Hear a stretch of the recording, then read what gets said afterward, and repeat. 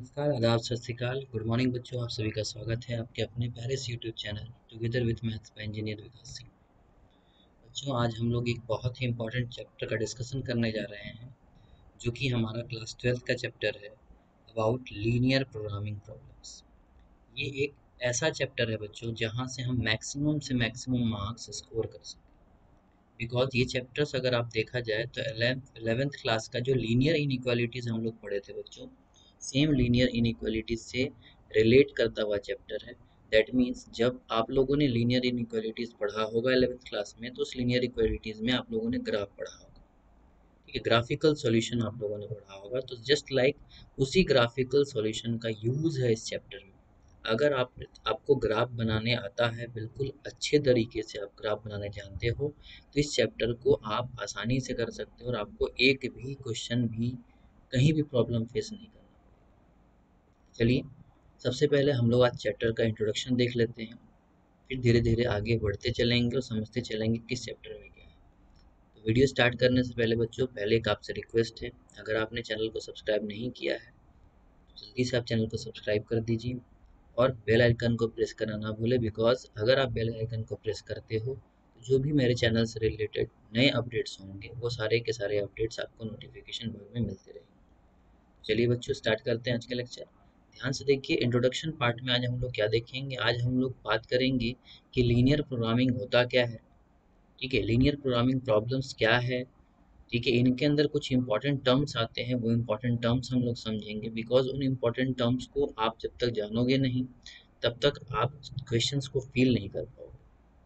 ठीक है, तो चलिए ज़्यादा टाइम को वेस्ट ना करते हुए चैप्टर को स्टार्ट करते हैं। ध्यान से देखिएगा बच्चों, सबसे पहले मैंने यहाँ पे आपके बारे में यहाँ लिख दिया है, कुछ इंपॉर्टेंट नोट्स मैंने बना करके आपके लिए तैयार किया है। बिकॉज यहाँ पे अगर ध्यान से देखोगे तो आपको मैंने सबसे पहले लीनियर प्रोग्रामिंग होता क्या है वो मैंने आपको समझाया है। ध्यान से देखिए क्या है। It is an optimisation technique. ये क्या है बच्चों, एक it is an important optimisation technique used in decision making for solving whether we have got maximum profit at minimum cost and at minimum use of resources। ठीक है, अब इसका मतलब क्या है, ध्यान सुनिएगा बच्चों। लीनियर प्रोग्रामिंग को कैसे डिफाइन किया गया है। लीनियर प्रोग्रामिंग को डिफाइन किया गया है कि ये एक प्रकार का ऑप्टिमाइजेशन टेक्निक है। कैसा टेक्निक है बच्चों, तो इसको अच्छे से मैं थोड़ा सा हाईलाइट कर दूं। ये क्या है बच्चों, तो ये एक प्रकार का ऑप्टिमाइजेशन टेक्निक है। ऑप्टिमाइजेशन टेक्निक का मतलब क्या बच्चों, तो एक ऐसा टेक्निक जहां से हम किसी चीज़ को या तो मैक्सिमाइज कर सकते हैं या तो मिनिमाइज कर सकते हैं। इसका मतलब क्या सर, समझ में नहीं आ रहा है, तो और अच्छे से समझने की कोशिश करते हैं। जैसे कि एग्जांपल के तौर पे, मैं एक टीचर हूँ, मेरा एक इंस्टीट्यूट है। अगर मैं अपना इंस्टीट्यूट को ओपन किया है तो मैंने अपने इंस्टीट्यूट को ओपन करने के लिए यही सोच करके मैंने इंस्टीट्यूट को ओपन किया होगा। दैट मीन्स मेरे पास कुछ बच्चे आएंगे, मेरे पास एक इंफ्रास्ट्रक्चर होना चाहिए, मेरे पास कुछ टीचर्स होने चाहिए, मेरे पास कुछ मैनेजमेंट स्टाफ होने चाहिए। ये सारे चीज़ होने के बाद मैंने इंस्टीट्यूट ओपन किया होगा और ये सोच करके इंस्टीट्यूट ओपन किया होगा कि वहाँ मैं, ठीक है, मैक्सिमम से मैक्सिमम रिसोर्सेज आपके पास एट मिनिमम कॉस्ट अवेलेबल करवा सकूँ और वहाँ से जितना हो सके प्रॉफिट गेन कर सकूँ। ठीक है, दैट मीन्स कोई भी बंदा, आइदर मैं हूँ या कोई भी बिजनेसमैन है, अगर वो कोई बिजनेस स्टार्ट करता है तो वो सोचता है कि at minimum use of resources and at minimum cost, कम से कम खर्च में और कम से कम रिसोर्सेज का इस्तेमाल करके वो चाहेगा, कोई भी बिजनेसमैन चाहेगा कि मैं मैक्सिमम से मैक्सिमम प्रॉफिट अचीव कर सकूँ। ठीक है, जैसे कि एग्जांपल के तौर पे सीधी सी बात है, कोई भी बिजनेस स्टार्ट होता है तो कुछ कंडीशंस भी होते हैं, कुछ कंडीशंस भी मायने रखती है। दैट इज़, अगर आप सिंपल सा बात करो कि अगर मैं कोचिंग इंस्टीट्यूट का बात कर रहा हूँ, तो कुछ सर्कमस्टांसेस, कुछ कंडीशंस होंगे, कुछ रेस्ट्रिक्शंस होगा, उनको फॉलो करते हुए ही हम बिजनेस को चलाते हैं। दैट मीन्स अगर मान के चला जाए कि अगर मेरे पास रिसोर्सेज का बात किया जाए, तो रिसोर्सेज के तौर पे हमारे लिए क्या क्या हो सकता है। तो बच्चों, हमारे पास रिसोर्सेज के तौर पे बोल सकते हो, हमारे पास एक इंफ्रास्ट्रक्चर होना चाहिए, एक अच्छा इंफ्रास्ट्रक्चर। ठीक है, classroom, that means infrastructure that contains classroom, classroom होने चाहिए, एक स्पेसियस क्लासरूम होने चाहिए जिसमें एक ठीक ठाक क्वांटिटी का स्टूडेंट आ जाए।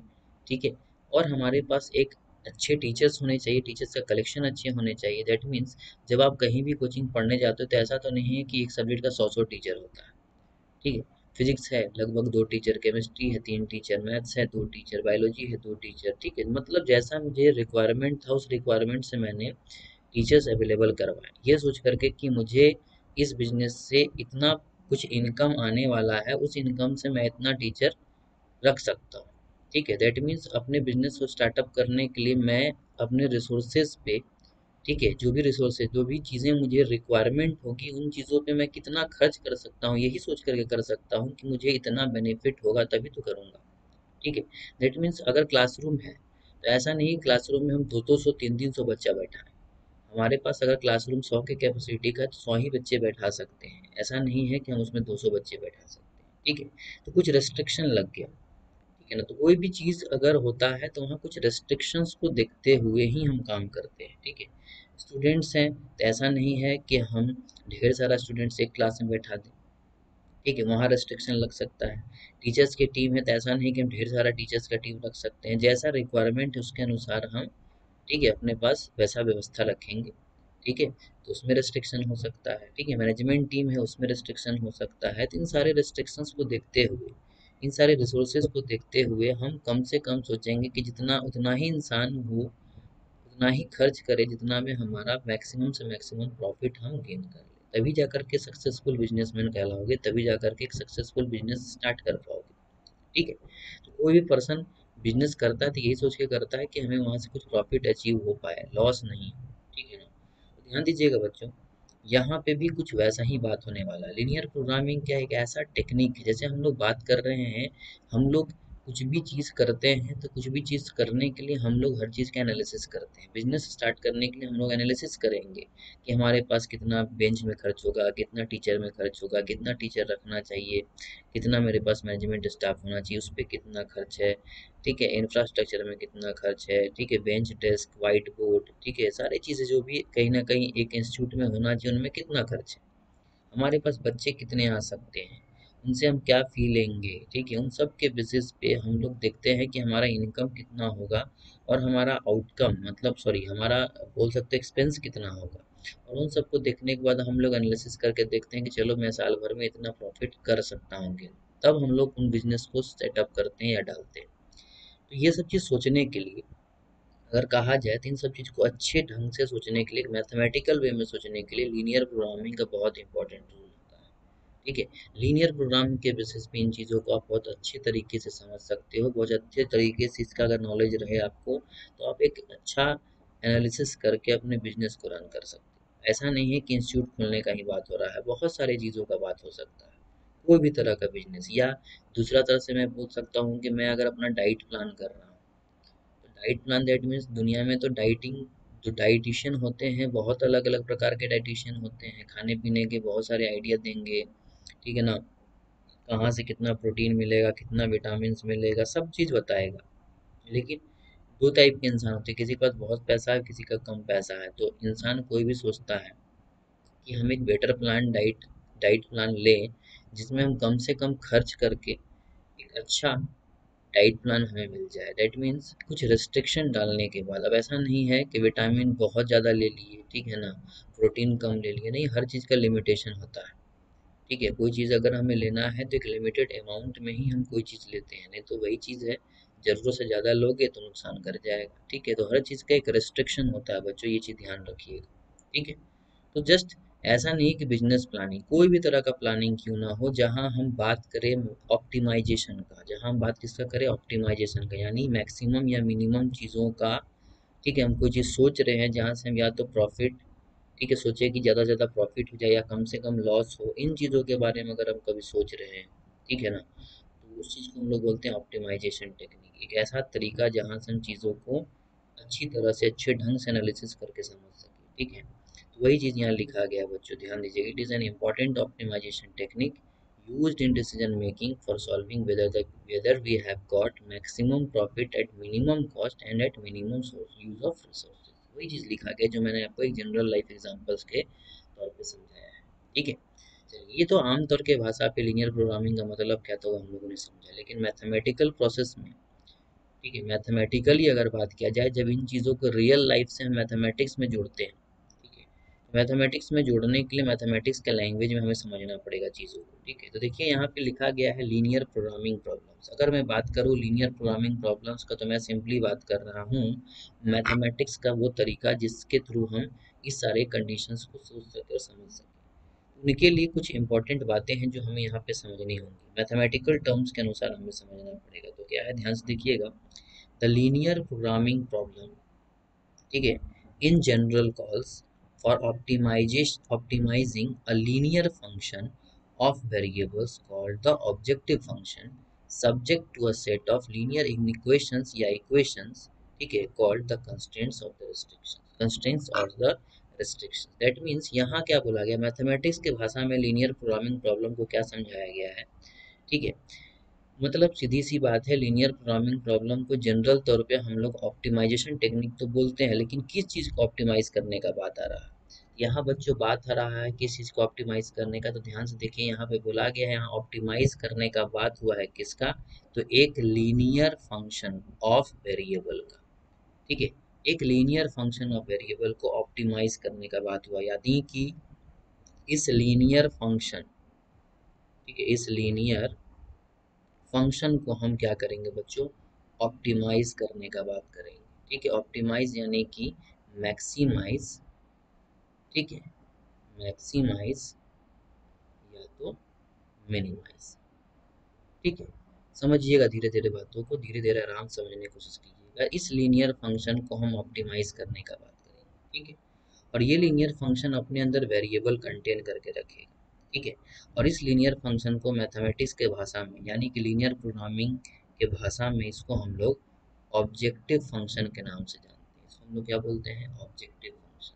तो लीनियर फंक्शन जिसको हम ऑप्टिमाइज करना चाहते हैं, उसको एलपीपी के भाषा में हम लोग क्या बोलते हैं बच्चों, लीनियर प्रोग्रामिंग प्रॉब्लम्स के भाषा में क्या बोलते हैं, ऑब्जेक्टिव फंक्शन बोलते हैं। मतलब अगर इस चीज़ को मैं रियल लाइफ से रिलेट करूँ तो अगर हम जिस चीज़ को मैक्सिमाइज या मिनिमाइज करना चाहते हैं वो हमारा ऑब्जेक्टिव फंक्शन कहलाता है। दैट मीन्स सीधी सी बात है, अगर मैं बिजनेस रन कर रहा हूँ तो मैं चाहूँगा कि मुझे मैक्सिमम से मैक्सिमम प्रॉफिट हो, मैं ज़्यादा से ज़्यादा पैसा कमा सकूँ, ठीक है। तो ये मैक्सिमम से मैक्सिमम प्रॉफिट गेन करना किसी बिजनेस में, ठीक है, वहाँ से ज़्यादा पैसा कमाना, यही हमारा क्या है, ऑब्जेक्टिव फंक्शन होगा, ठीक है। तो मैथमेटिकली ऑब्जेक्टिव फंक्शन एक लीनियर फंक्शन की तरह दिखला। लीनियर फंक्शन मतलब वहाँ वेरिएबल्स तो होंगे, और वो वेरिएबल्स के ऊपर हाईएस्ट पावर कितना होगा बच्चों, वन होगा। That means that's why it is called linear function, ठीक है। और वो लीनियर फंक्शन को हम मैक्सिमाइज या मिनिमाइज करेंगे, जिसको हम लोग ऑब्जेक्टिव फंक्शन के नाम से पुकारते हैं, ठीक है। समझ में आएगा धीरे धीरे चीज़ें, लेकिन चीज़ों को थोड़ा समझने की कोशिश कीजिएगा, आगे बहुत अच्छे से क्लियर होगा हर चीज़, ठीक है। चलिए, अब इन लीनियर फंक्शंस को, ठीक है, अब इस लीनियर फंक्शंस को यानी कि ऑब्जेक्टिव फंक्शन को मैक्सिमाइज या मिनिमाइज करने के लिए हमारे पास कुछ कंस्ट्रेंट्स दिए गए होंगे। क्या दिए गए होंगे बच्चे, कंस्ट्रेंट्स दिए गए होंगे। यानी कि इस लीनियर फंक्शन को ऑप्टिमाइज करने के लिए, यानी कि ऑब्जेक्टिव फंक्शन को ऑप्टिमाइज करने के लिए हमारे पास सेट ऑफ लीनियर इक्वेशन या set of linear in equations मौजूद होंगे, ठीक है, जिसकी मदद से हम क्या करेंगे, इस ऑब्जेक्टिव फंक्शन को ऑप्टिमाइज करेंगे, ठीक है।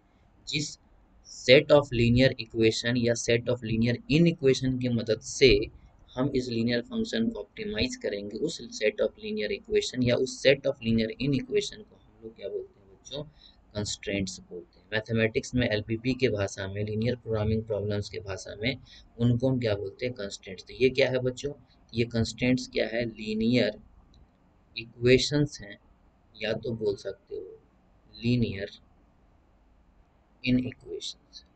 ये तो आपका या तो लीनियर इक्वेशंस रहेगा या तो लीनियर इन इक्वेशंस रहेगा, जिनको हम लोग एलपीपी की भाषा में कंस्ट्रेंट्स बोलते हैं। और इन कंस्ट्रेंट्स के मदद से हम अपने ऑब्जेक्टिव फंक्शन को मैक्सिमाइज या मिनिमाइज करते हैं। यानी कि अगर मैं बात करूँ तो रियल लाइफ से जोड़ करके बात करूँ तो मुझे अपना एक बिजनेस स्टार्ट करना था, तो उस बिजनेस को मैं चाहूँगा मैक्सिमम से मैक्सिमम वहाँ से प्रॉफिट गेन कर सकूँ। तो उस बिजनेस से अगर मैं प्रॉफिट गेन करना चाह रहा हूँ तो वो प्रॉफिट गेन करना मेरा ऑब्जेक्टिव फंक्शन है।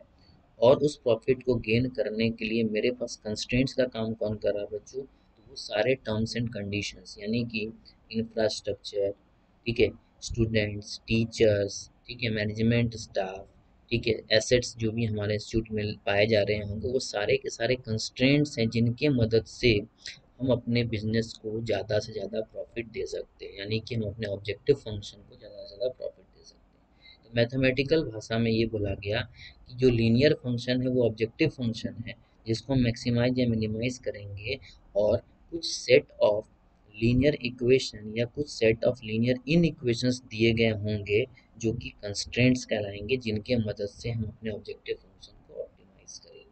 ठीक है, और इस कंस्ट्रेंट्स को बच्चों हम लोग रेस्ट्रिक्शंस के नाम से भी पुकारते हैं। रेस्ट्रिक्शंस मतलब समझ ही गए हो, ठीक है ना।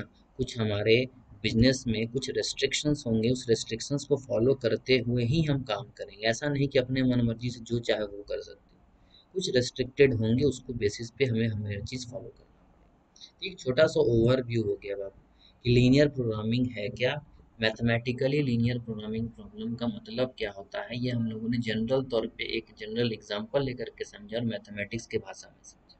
ठीक है, चलिए आगे बढ़ते हैं। अब इन्हीं चीज़ों को अच्छे से थोड़ा सा समझाया गया, जो मैंने आपको ऑब्जेक्टिव फंक्शन, लीनियर कंस्ट्रेंट्स, ये जो मैंने आपको थोड़ा बहुत समझाया है, उन चीज़ों को आपको अच्छे से बताया गया है। कैसे, तो बताया गया सम इम्पॉर्टेंट टर्म्स। ठीक है, तो कुछ इम्पॉर्टेंट टर्म्स हैं जो कि पाए जा रहे हैं कहाँ बच्चों, तो जो कि पाए जा रहे हैं हमारे इस चैप्टर में, यानी कि लीनियर प्रोग्रामिंग प्रॉब्लम। तो इम्पॉर्टेंट टर्म्स क्या है, थोड़ा ध्यान से गौर कीजिएगा। तो ये इम्पॉर्टेंट टर्म्स जो हमारे सामने अवेलेबल है बच्चों, उसमें सबसे पहला हमारा क्या है, तो सबसे पहला हमारा है बच्चों ऑब्जेक्टिव फंक्शन। तो अभी हम लोगों ने जस्ट देख लिया ऑब्जेक्टिव फंक्शन किसको कहते हैं। तो आइए थोड़ा सा और इसके बारे में डिटेल स्टडी करते हैं। The function which is to be optimise, जी हाँ, अभी हम लोगों ने पढ़ा वो लीनियर फंक्शन जिसको हम ऑप्टिमाइज करना चाहते हैं, यानी कि मैक्सिमाइज या मिनिमाइज करना चाहते हैं, वो हमारा क्या कहलाता है, ऑब्जेक्टिव फंक्शन कहलाता है। ठीक है, दूसरा वे में ध्यान दिए, यहाँ कुछ बातें बोली गई है, ध्यान से देखिएगा। मैथमेटिकली अगर मैं बात कर रहा हूँ तो ध्यान से देखिएगा, यहाँ नीचे क्या लिखा गया है, it should be in the form of z is equal to a x plus B y. चलिए एक नया चीज़ यहाँ मालूम चला कि मैथमेटिकली अगर बात किया जाए तो मैथमेटिक्स के क्वेश्चन में आपको z is equal to a x plus B y के फॉर्म में जो लिखा हुआ दिखाई देगा, जहाँ पे a और b कांस्टेंट होगा और x और y कोई वेरिएबल होगा, जिसको हम लोग डिसीजन वेरिएबल बोल रहे हैं। ठीक है, ये बच्चों इसको यूज़ किया जाता है लीनियर कंस्ट्रेंट्स में भी, ठीक है, और ऑब्जेक्टिव फंक्शन में भी। ठीक है, दैट मीन्स ये ऑब्जेक्टिव फंक्शन क्या है, तो यहाँ पे हम लोगों ने सीखा कि ऑब्जेक्टिव फंक्शन का मतलब क्या। तो सर ऑब्जेक्टिव फंक्शन का सिंपल मतलब समझ में आया कि ये एक ऐसा लीनियर फंक्शन है जिसको हम ऑप्टिमाइज करना चाहते हैं, यानी कि मैक्सिमाइज या मिनिमाइज करना चाहते हैं। और ये जो ऑब्जेक्टिव फंक्शन है ना सर, ये ऑब्जेक्टिव फंक्शन के बारे में एक और बात समझ में आया कि ये z is equal to a x plus B y के फॉर्म में मौजूद होता है। जहाँ दूसरा बात समझाया गया कि a और b क्या है, तो ये कोई कांस्टेंट्स होंगे। ठीक है, और ये x और y क्या है बच्चों, तो ये x और y हमारा वेरिएबल है, जिसको हम लोग दूसरी भाषा में डिसीजन वेरिएबल के नाम से बोलते हैं। ठीक है, डिसीजन वेरिएबल का नाम दिया गया है किसको, इस x और y नाम का वेरिएबल को, जो आपको यूज होता हुआ दिखाई दे रहा होगा लीनियर फंक्शन में। या तो यही डिसीजन वेरिएबल आपको यूज होता हुआ दिखाई दे रहा होगा कहाँ बाबू, तो अपने लीनियर कंस्टेंट्स, यानी कि कंस्टेंट्स। तो कंस्टेंट्स क्या, तो वो लीनियर इन इक्वेशंस या वो लीनियर इक्वेशन जो आपके सामने मौजूद होगा क्वेश्चन में, वही हमारा लीनियर कंस्टेंट या कंस्टेंट कहलाता है। ठीक है, तो चलिए हम लोगों ने समझ में आ गया कि ऑब्जेक्टिव फंक्शन क्या है। देखिए बच्चों, जब आप क्वेश्चन पढ़ोगे ना, तो क्वेश्चन पढ़ते आपको दिखाई देगा कि आपको लिखा गया होगा z is equal to a x plus B y के फॉर्म में कोई चीज़, और उसके बगल में बोला जाएगा कि इसको मैक्सिमाइज करो या मिनिमाइज। तो याद रखिएगा, जिस चीज़ को मैक्सिमाइज या मिनिमाइज करने के लिए बोला गया है, यानी कि जिस चीज़ को ऑप्टिमाइज करने के लिए बोला गया है, वही हमारा ऑब्जेक्टिव फंक्शन होता है। इसको पहचानने का बहुत सिंपल तरीका है। ठीक है, याद रखिएगा, जिस चीज़ को मैक्सिमाइज या मिनिमाइज करने के लिए बोला गया है, वही हमारा क्या है बच्चों, वही हमारा ऑब्जेक्टिव फंक्शन है। ठीक है, और ऑब्जेक्टिव फंक्शन हमेशा z is equal to a x plus B y के फॉर्म में आपको दिखेगा। ठीक है, जहाँ a और b क्या होगा, कांस्टेंट, और वहाँ जो यूज किया गया वेरिएबल है। ऑब्जेक्टिव फंक्शन एक लीनियर फंक्शन के तौर पे दिखता है। देख लो, ये एक लीनियर फंक्शन के तौर पे दिख रहा है ना, देख लो लीनियर फंक्शन के तौर पे दिख रहा है। x का पावर और y का पावर देख लो 1 है, दैट्स वाई लीनियर बोल रहे हैं। तो ये एक लीनियर फंक्शन की तरह दिख रहा है। ठीक है, और इस लीनियर फंक्शन में जो वेरिएबल यूज हो रहा है ना बच्चों, उस वेरिएबल को हम लोग डिसीजन वेरिएबल बोलते हैं। कौन सा वेरिएबल बोलते हैं, डिसीजन वेरिएबल, याद रखिएगा इसी। ठीक है, चलिए आते हैं नेक्स्ट, दूसरा चीज हमारा दूसरा टर्म क्या यूज किया गया बाबू, दूसरा टर्म हमारा है कंस्ट्रेंट्स। तो हम लोगों ने कंस्ट्रेंट्स के बारे में भी देख लिया। कंस्ट्रेंट्स क्या होता है? The system of linear inequations या equations under which the objective function is to be optimised, ठीक है, इज कॉल्ड कंस्ट्रेंट्स और लीनियर कंस्ट्रेंट्स और ओवरराइडिंग कंडीशंस। ठीक है, इनको हम लोग किस किस नाम से जानते हैं बच्चों? इसको हम लोग कंस्ट्रेंट्स भी बोलते हैं, इसको हम लोग लीनियर कंस्ट्रेंट्स भी बोलते हैं, इसको हम लोग ओवरराइडिंग कंडीशंस भी बोलते हैं, नहीं तो एक और भाषा में इसको हम लोग रेस्ट्रिक्शंस भी बोलते हैं, जो हम लोगों ने ऊपर देखा था।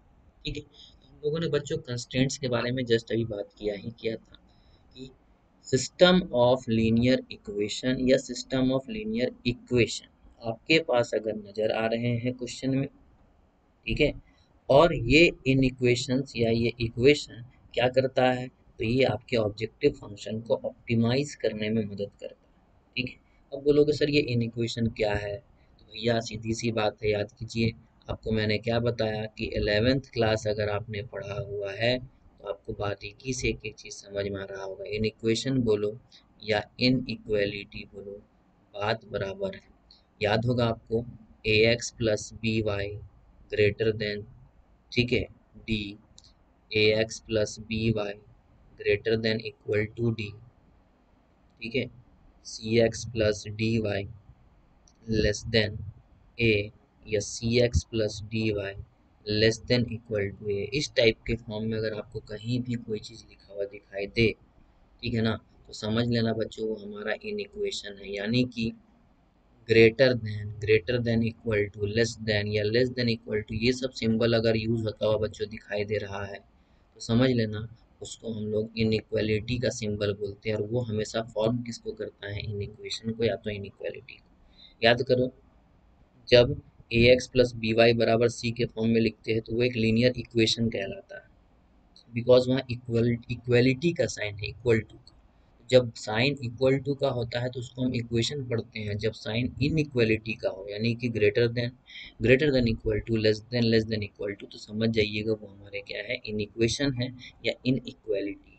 ठीक है, तो सीधी सी बात है, जब क्वेश्चन में आपको system of in equation, system मतलब दो से ज्यादा इन इक्वेशन दिखाई देना शुरू हुआ या दो से ज़्यादा इनइक्वालिटी दिखाई देना शुरू हुआ, तो समझ लेना बच्चों उसको हम लोग कंस्ट्रेंट्स या लीनियर कंस्ट्रेंट्स या ओवरराइडिंग कंडीशंस या रेस्ट्रिक्शंस के नाम से जानते हैं। कहाँ? Linear programming problem chapter. ठीक है, चलिए, कंस्ट्रेंट्स को मैंने सिंपल भाषा में भी समझा दिया, रियल प्रैक्टिकल लाइफ से जोड़ के देख लो। आपका फर्स्ट लेक्चर, अगर मैं बिजनेस स्टार्ट कर रहा हूँ, इंस्टीट्यूट में चला रहा हूँ, तो मेरे लिए टीचर्स हो गए, ठीक है, मेरे लिए स्टूडेंट्स हो गए, मेरा इंफ्रास्ट्रक्चर हो गया, ये सब सारे चीज़ें जिनके बदौलत मैं अपने बिजनेस को रन कर सकता हूँ, जिसके चलते मैं प्रॉफिट के बारे में सोच सकता हूँ, वही चीज़ें हमारे कंस्ट्रेंट्स कहलाएंगी। ठीक है ना, चलिए आगे बढ़ते हैं, ध्यान से देखिए बच्चों, अगला चीज़ क्या है, non negative restrictions. Non negative restrictions का मतलब क्या होता है? देखिए, जब आप मैथमेटिकली अपने लीनियर इनइक्वालिटीज को देखोगे जो आपके क्वेश्चन में दिया गया, ठीक है ना, जो क्वेश्चन में दिया गया होगा बच्चों, क्या क्वेश्चन में दिया गया होगा आपका लीनियर इनइक्वालिटी, ठीक है, सिस्टम ऑफ लीनियर इनइक्वालिटी जो आपका दिया गया होगा क्वेश्चन में, उसमें एक चीज़ गौर करना, उसमें आपको इनइक्वालिटी के तौर पे जहाँ भी x greater than zero, y greater than zero, या x greater than equal to zero, y greater than equal to zero, ये चार में से कोई भी चीज़ दिखाई दी, ठीक है, ग्रेटर देन जीरो या greater than equal to zero decision variable के साथ, ठीक है, या तो ग्रेटर देन जीरो या तो greater than equal to zero दिखाई दिया बच्चों, तो समझ लेना इसको हम लोग बोलते हैं नॉन नेगेटिव रेस्ट्रिक्शन। ये हमारा क्या है बच्चों, इसको हम लोग बोलते हैं non negative restriction, non negative restriction. क्यों? क्योंकि देख लो बाबू, सब पॉजिटिविटी क्यों दिखा रहा है, ठीक है, रेस्ट्रिक्शन सब किसको फॉलो कर रहा है बाबू, पॉजिटिविटी को शो कर रहा है। एक्स ग्रेटर देन जीरो का मतलब क्या, जीरो से बड़ा, वाई ग्रेटर देन जीरो का मतलब क्या, जीरो से बड़ा, x greater than equal to zero का मतलब क्या, जीरो से बड़ा या जीरो के बराबर, और Y greater than equal to zero का मतलब क्या, जीरो या जीरो से बड़ा।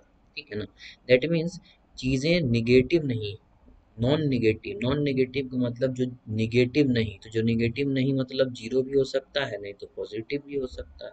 तो ये रेस्ट्रिक्शन का मतलब मैंने जस्ट बताया कंस्ट्रेंट्स, तो वैसे लीनियर इनइक्वालिटीज, वैसे लीनियर कंस्ट्रेंट्स जो पॉजिटिविटी को शो कर रहा होगा, जहाँ डिसीजन वेरिएबल डायरेक्टली पॉजिटिविटी को शो कर रहा होगा, तो समझ लेना बच्चों वो हमारे क्या है, नॉन निगेटिव रेस्ट्रिक्शंस। मतलब सीधी सी बात है, x greater than 1, y greater than 1, ठीक है, x greater than equal to 2, x greater than equal to 3, जहाँ से आपको क्लियरली पता चल रहा हो कि चीज़ें नेगेटिविटी की ओर नहीं पॉजिटिविटी की ओर जा रही है, समझ लेना वो हमारे क्या है, नॉन निगेटिव रेस्ट्रिक्शंस। देख लीजिए यहाँ पे वही चीज़ लिखा गया है, अगर आप गौर करोगे तो आपको समझ में आएगा नॉन निगेटिव रेस्ट्रिक्शंस का मतलब क्या है।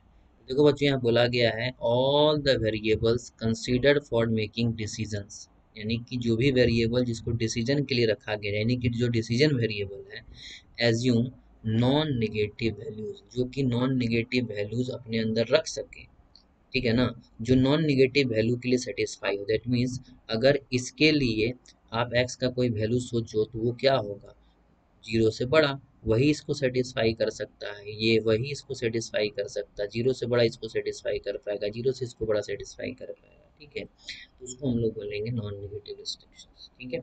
चलिए आगे बढ़ते हैं।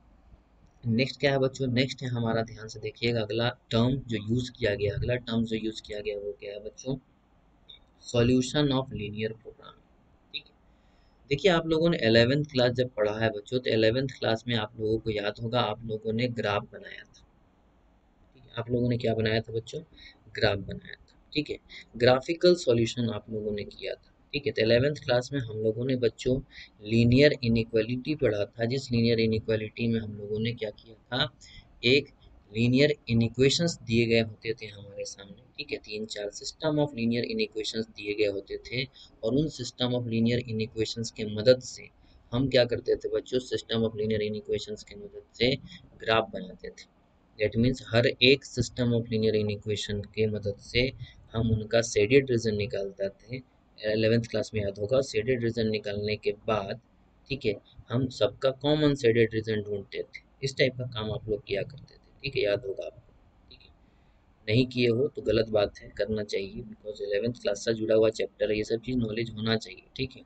तो जैसे ही हम लोग जब ग्राफ बनाते थे बाबू, तो ग्राफ बनाने के लिए आपको याद होगा, हर एक लीनियर इन इक्वेशंस का जब आप ग्राफ बनाते थे, ठीक है, तो उसको आप सेट करते थे, ठीक है। सेट करने के लिए आपको याद होगा बच्चों, एक्स और वाई का वैल्यू हमें निकालना पड़ता था, और उसके बेसिस पे हम सेट करते थे, ठीक है।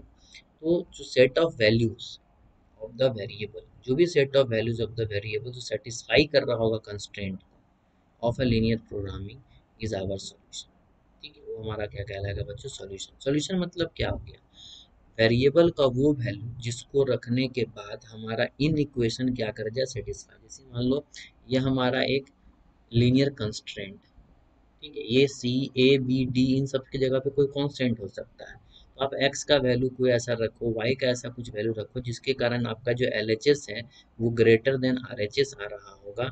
इस वाले केस में तो समझ लेना कि हमारा वो जो एक्स और वाई का वैल्यू होगा वो हमारा क्या कहलाएगा, वो हमारा सॉल्यूशन ऑफ लीनियर प्रोग्रामिंग, ठीक है, ध्यान दीजिएगा, है ना, तो उसको हम लोग क्या कहेंगे, सॉल्यूशन ऑफ लीनियर प्रोग्राम, ठीक। उसी तरह से अब ये चर्चा होता है फिजिबल रीजन का। अब ये फिजिबल रीजन टेक्निकल वर्ड, इसका मतलब क्या, याद होगा बच्चों आपको, जब आप 11th क्लास में ग्राफ बनाते थे, ठीक है, तो ये बच्चों हमारे पास देख सकते हो, ये एक कंस्ट्रेंट है, ये एक कंस्ट्रेंट, ये भी एक कंस्ट्रेंट, ये भी एक कंस्ट्रेंट, इस प्रकार से हमारे पास ढेर सारा कंस्ट्रेंट हुआ करता था 11th क्लास में, ठीक है, लीनियर इनइक्वेशंस हुए करते थे, उनसे आप ग्राफ बनाते थे, और ग्राफ बनाने के बाद एक कॉमन शेडेड रीजन आपको हमेशा मिलता था, ठीक है। तो जो कॉमन शेडेड रीजन का बात कर रहा हूँ मैं, याद रखिएगा, जिस कॉमन शेडेड रीजन का बात कर रहा हूँ मैं, of all the linear constants, सारे लीनियर कंस्टेंट्स का मिलाने के बाद जो आपको कॉमन शेडेड रीजन मिलता था, वही क्या बनाता है बाबू, उसी कॉमन शेडेड रीजन को हम लोग फिजिबल रीजन बोलते हैं, ठीक है, उसी रीजन को हम लोग क्या बोलते हैं, फिजिबल रीजन, ठीक है। और फिजिबल रीजन जो आपको दिखाई दे रहा है वो एक ऐसा रीजन है, वो एक ऐसा रीजन है जहाँ से आपको क्या मिलेगा, फिजिबल सॉल्यूशन मिलेगा, यानी कि हमारा जो नेक्स्ट टर्म है, आप देख सकते हो वो क्या है, फिजिबल सॉल्यूशन। मतलब उस कॉमन शेडेड रीजन में अगर आप कोई भी पॉइंट सेलेक्ट करते हो, तो वो सारे के सारे पॉइंट यानी कि उसका कोऑर्डिनेट एक्स कॉमा वाई के फॉर्म में होगा, और उस एक्स कॉमा वाई का वैल्यू को अगर आप इसमें रखो, चाहे इसमें रखो, चाहे इसमें रखो, चाहे इसमें रखो, वो सब को क्या करेगा बाबू, सेटिस्फाई कर देगा। अगर उस फिजिबल रीजन के अंदर का कोई भी पॉइंट अगर आप इस सारे के सारे कंस्ट्रेंट्स में कहीं भी रखते हो, याद रखिए बच्चों वो सारे के सारे कंस्ट्रेंट्स उसको सेटिस्फाई कर देंगे, ठीक है। और वो सारे के सारे कंस्ट्रेंट सेटिस्फाई हो गए इसीलिए क्योंकि वो कॉमन रीजन है सारा का सारा कंस्ट्रेंट्स का। That's why this region is called common shaded region is called feasible region. और उस रीजन में पाए जाने वाले सॉल्यूशन को हम लोग क्या कहते हैं, फिजिबल सॉल्यूशन। तो देखिए नीचे क्या लिखा हुआ है, पॉइंट्स विद इन और on the boundary of the feasible region, ठीक है। फिजिबल रीजन यानी कि कॉमन शेडेड रीजन के बाउंड्री या तो उसके इनसाइड जो भी पॉइंट लेना चाहते हो ले लो, सारे के सारे पॉइंट सारे के सारे कंस्ट्रेंट्स को सेटिस्फाई करेंगे। और वो किसको रिप्रेजेंट कर रहा होगा बच्चों, फिजिबल सॉल्यूशन को रिप्रेजेंट कर रहा है, ठीक है। इन चीज़ों को हम लोग एक एग्जांपल से देखेंगे ना, तो वहाँ से मैं फिर से इन चीज़ों के बारे में आपको बताऊंगा कि कौन फिजिबल रीजन है, कौन फिजिबल सॉल्यूशन है। इन चीज़ों को मैं एग्जांपल लेकर के समझाऊंगा, ठीक है। चलिए अब तुम खुद सोच लो कि जब आप ग्राफ बना रहे होते हो तो कुछ रीजन ऐसे होते हैं जो कि कॉमन शेडेड रीजन तो नहीं होगा, शेड तो किया गया होगा ग्राफ में, तो शेडिंग किया ही गया होगा। ओवरऑल ग्राफ को देखोगे तो बहुत जगह शेड किया गया होगा, लेकिन उसमें से हमारा फिजिबल रीजन वो होता है जो सबका कॉमन पार्ट है, ठीक है। लेकिन जो बाकी बचा हुआ रीजन हो गया, यानी कि जो शेडेड रीजन के अलावा, कॉमन शेडेड रीजन के अलावा, ठीक है, फिजिबल रीजन के अलावा जो बाकी का रीजन आस पड़ोस में बच गया, उस रीजन को हम लोग क्या कहते हैं बच्चों, तो उस रीजन को हम लोग बोलते हैं इनफिजिबल रीजन। इसका तो यूज नहीं है, बस जानकारी के लिए याद रख लीजिए। इनफिजिबल रीजन का मतलब क्या हुआ, तो इनफिजिबल रीजन का मतलब हो गया the region outside the common shaded region. Feasible region के बाहर का रीजन, कॉमन शेडेड रीजन का बाहर का रीजन जो होगा, all the constraint is our infeasible region. और उस इनफिजिबल रीजन में अगर कोई भी पॉइंट सेलेक्ट करते हो तो उस पॉइंट को हम लोग बोलेंगे कि वो हमारा इनफिजिबल सॉल्यूशन है। फिजिबल रीजन में पाए जाने वाला सॉल्यूशन फिजिबल सॉल्यूशन, और इनफिजिबल रीजन में पाए जाने वाला सॉल्यूशन क्या कहलाएगा बच्चों, तो वो हमारा कहलाएगा इनफिजिबल सॉल्यूशन। सीधी सी बात, ठीक है। ये कुछ हमने पॉइंट्स देखी हैं, एक बार ध्यान से देख लीजिए, मैं ऊपर ले जाता हूँ, ठीक है। हमने क्या देखा, हमने देखा बच्चों लीनियर प्रोग्रामिंग क्या है, प्रैक्टिकल भाषा में हम लोगों ने समझा, मैथमेटिकल भाषा में भी समझा, ठीक है। फिर कुछ पॉइंट्स हम लोगों ने देखा, ऑब्जेक्टिव फंक्शन, ठीक है, कंस्ट्रेंट्स बहुत इंपॉर्टेंट है, non negative restriction, solution of a linear programming, feasible region, feasible solution, infeasible region, infeasible solution. ये कुछ इंपॉर्टेंट टर्म्स हैं जो हम लोगों ने अभी बात किया है, ठीक है। अब इन चीज़ों को हम थोड़ा सा और बेटर तरीके से समझेंगे। मैंने आपके सामने देख सकते हो कुछ एग्जाम्पल दिखाया है, एग्जाम्पल नंबर 1 और एग्जाम्पल नंबर 2, ठीक है। इसमें आपको बोला गया draw the graph of the system of linear inequalities given above in both example. इसका ग्राफ बनाने बोला है। ये हमारे पास कुछ इनइक्वालिटीज दिए गए हैं बच्चों, ये हमारे क्या है, चार इन इक्वेशंस है। फर्स्ट एग्जाम्पल में भी और सेकेंड एग्जाम्पल में भी हमारे पास चार इनइक्वालिटीज दिए गए हैं, चार इन इक्वेशंस दिए गए हैं, ठीक है। अब इन चार इन इक्वेशन से आपको ग्राफ ड्रॉ करना है जो आप 11th क्लास में करते हैं। तो मैं थोड़ा सा डिस्कशन कर लेता हूँ ताकि आपको ये भी याद आ जाए कि हम लोग ग्राफ किस तरह से बनाते थे, ठीक है। ये चीज़ बहुत ज़रूरी है बिकॉज 11th क्लास अगर आपने नहीं पढ़ा है तो इन इक्वेशंस का ग्राफ हम कैसे बनाते हैं, वो फिजिबल रीज़न हम कैसे ढूंढते हैं, कॉमन सेडेड रीज़न कैसे ढूंढते हैं, वही 11th क्लास में हम लोगों ने पढ़ा था, ठीक है। तो बच्चों एक चीज़ गौर करना, आपने जब ग्राफ बनाया था 11th क्लास में तो ग्राफ दो टाइप का आया था।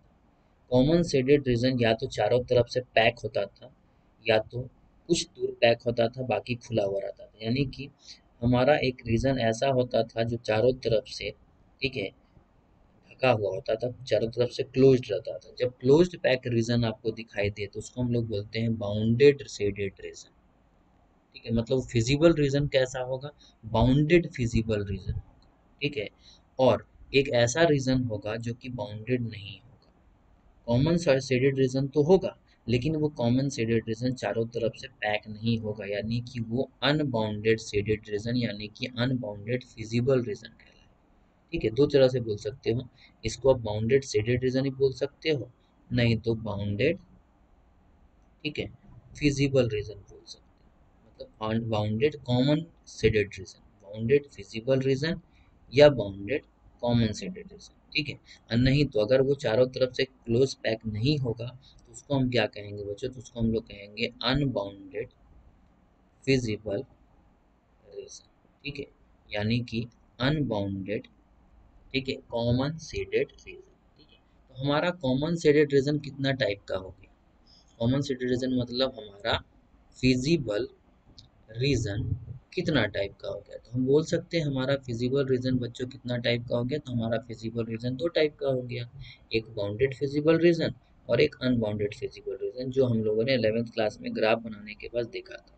तो ये बच्चों मैंने जो दो एग्जाम्पल दिया है ना, इन दोनों एग्जाम्पल में जब इसका आप ग्राफ ड्रॉ करोगे ना, तो इसमें आपको एक ऐसा ग्राफ मिलेगा जो कि बाउंडेड होगा और एक ऐसा ग्राफ मिलेगा जो कि अनबाउंडेड होगा। तो पहला अब सवाल ये आता है, ठीक है, इसका ग्राफ कैसा होगा, ग्राफ बनाएंगे कैसे, वो पहले इंपॉर्टेंट बात है, तो पहले हम लोग उसको देख लेते हैं। ठीक है, चलिए देखते हैं कि इसका ग्राफ हम कैसे ड्रॉ कर सकते हैं। ठीक है, चलिए हम सबसे पहले बात करेंगे एग्जाम्पल नंबर 1 का।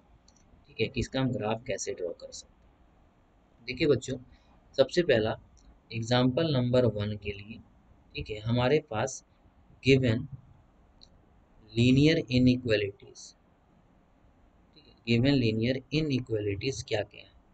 तो हमारे पास गिवन लीनियर इनइक्वालिटीज क्या है बच्चों? x plus y less than equal to 50, equation inequation number 1। ठीक है, 3x plus y less than equal to 90 inequation number 2। ठीक है, x greater than equal to 0 और y greater than equal to 0, equation number 3 and equation number inequation number 4।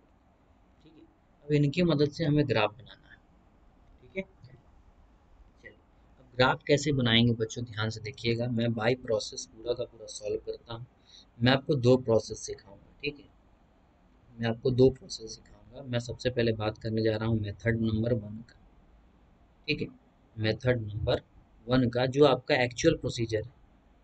ठीक, जो आपका क्या है बच्चों? Actual procedure. ठीक है, तो एक्चुअल प्रोसीजर क्या है पहले उसको हम समझ लेते हैं, फिर आपको एक और मेथड सिखाऊंगा जहाँ मैं आपको एक ट्रिक बताऊंगा, जिस ट्रिक से आप इसको और भी आसानी से कर सकते हैं। ठीक है, पहले आप एक्चुअलिटी को जानिए कि सही मायने में कैसे काम होता है। ठीक है, और फिर हम लोग देखेंगे कि हमारा जो लॉजिकल अप्रोच है, जो हमारा एक सिंपल शॉर्टकट सा मेथड है, जो हम देखेंगे। ठीक है, वो शॉर्टकट मेथड हर जगह नहीं लागू होगा बाबू, कहीं कहीं फेल भी जाता है, तो देखेंगे कहाँ लागू होगा कहाँ फेल होगा, उन चीज़ों को हम समझते हैं। ठीक है, पहले चलिए हम बात करते हैं एक्चुअल प्रोसीजर का।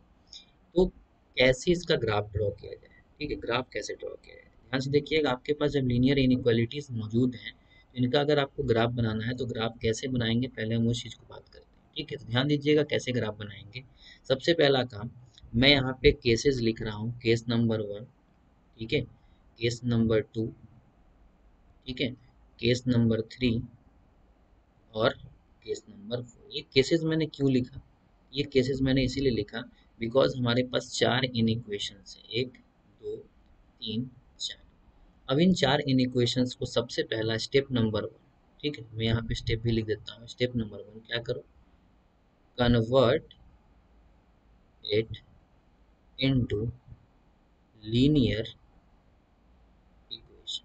ठीक है, सबसे पहला क्या काम करना है? सबसे पहले काम करना है कि आप इन सारे इनइक्वालिटीज को लीनियर इक्वेशन में कन्वर्ट करो, यानी कि पहला वाला जो x plus y less than equal to 50 था, वो कहलाएगा x plus y equal to 50।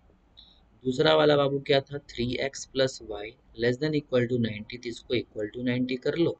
तीसरा वाला x greater than equal to 0 था, तो x इक्वल टू 0 कर लो। चौथा वाला y greater than equal to 0 था, तो y इक्वल टू 0 कर लो। तो हमने सबसे पहला काम किया क्या, कि सारे के सारे लीनियर इक्वेशंस को, सॉरी इन इक्वेशन को हमने लीनियर इक्वेशन में कन्वर्ट कर दिया। क्यों? बिकॉज इसके मदद से आप क्या कर सकते हो, अपना ग्राफ प्लॉट कर सकते हो। ठीक है, आपने पढ़ा हुआ होगा बच्चों, ये लीनियर इक्वेशन, ठीक है, इसका जो ग्राफ होता है, ठीक है, कैसा होता है बच्चों? तो ऑलवेज एक स्ट्रेट लाइन होता है।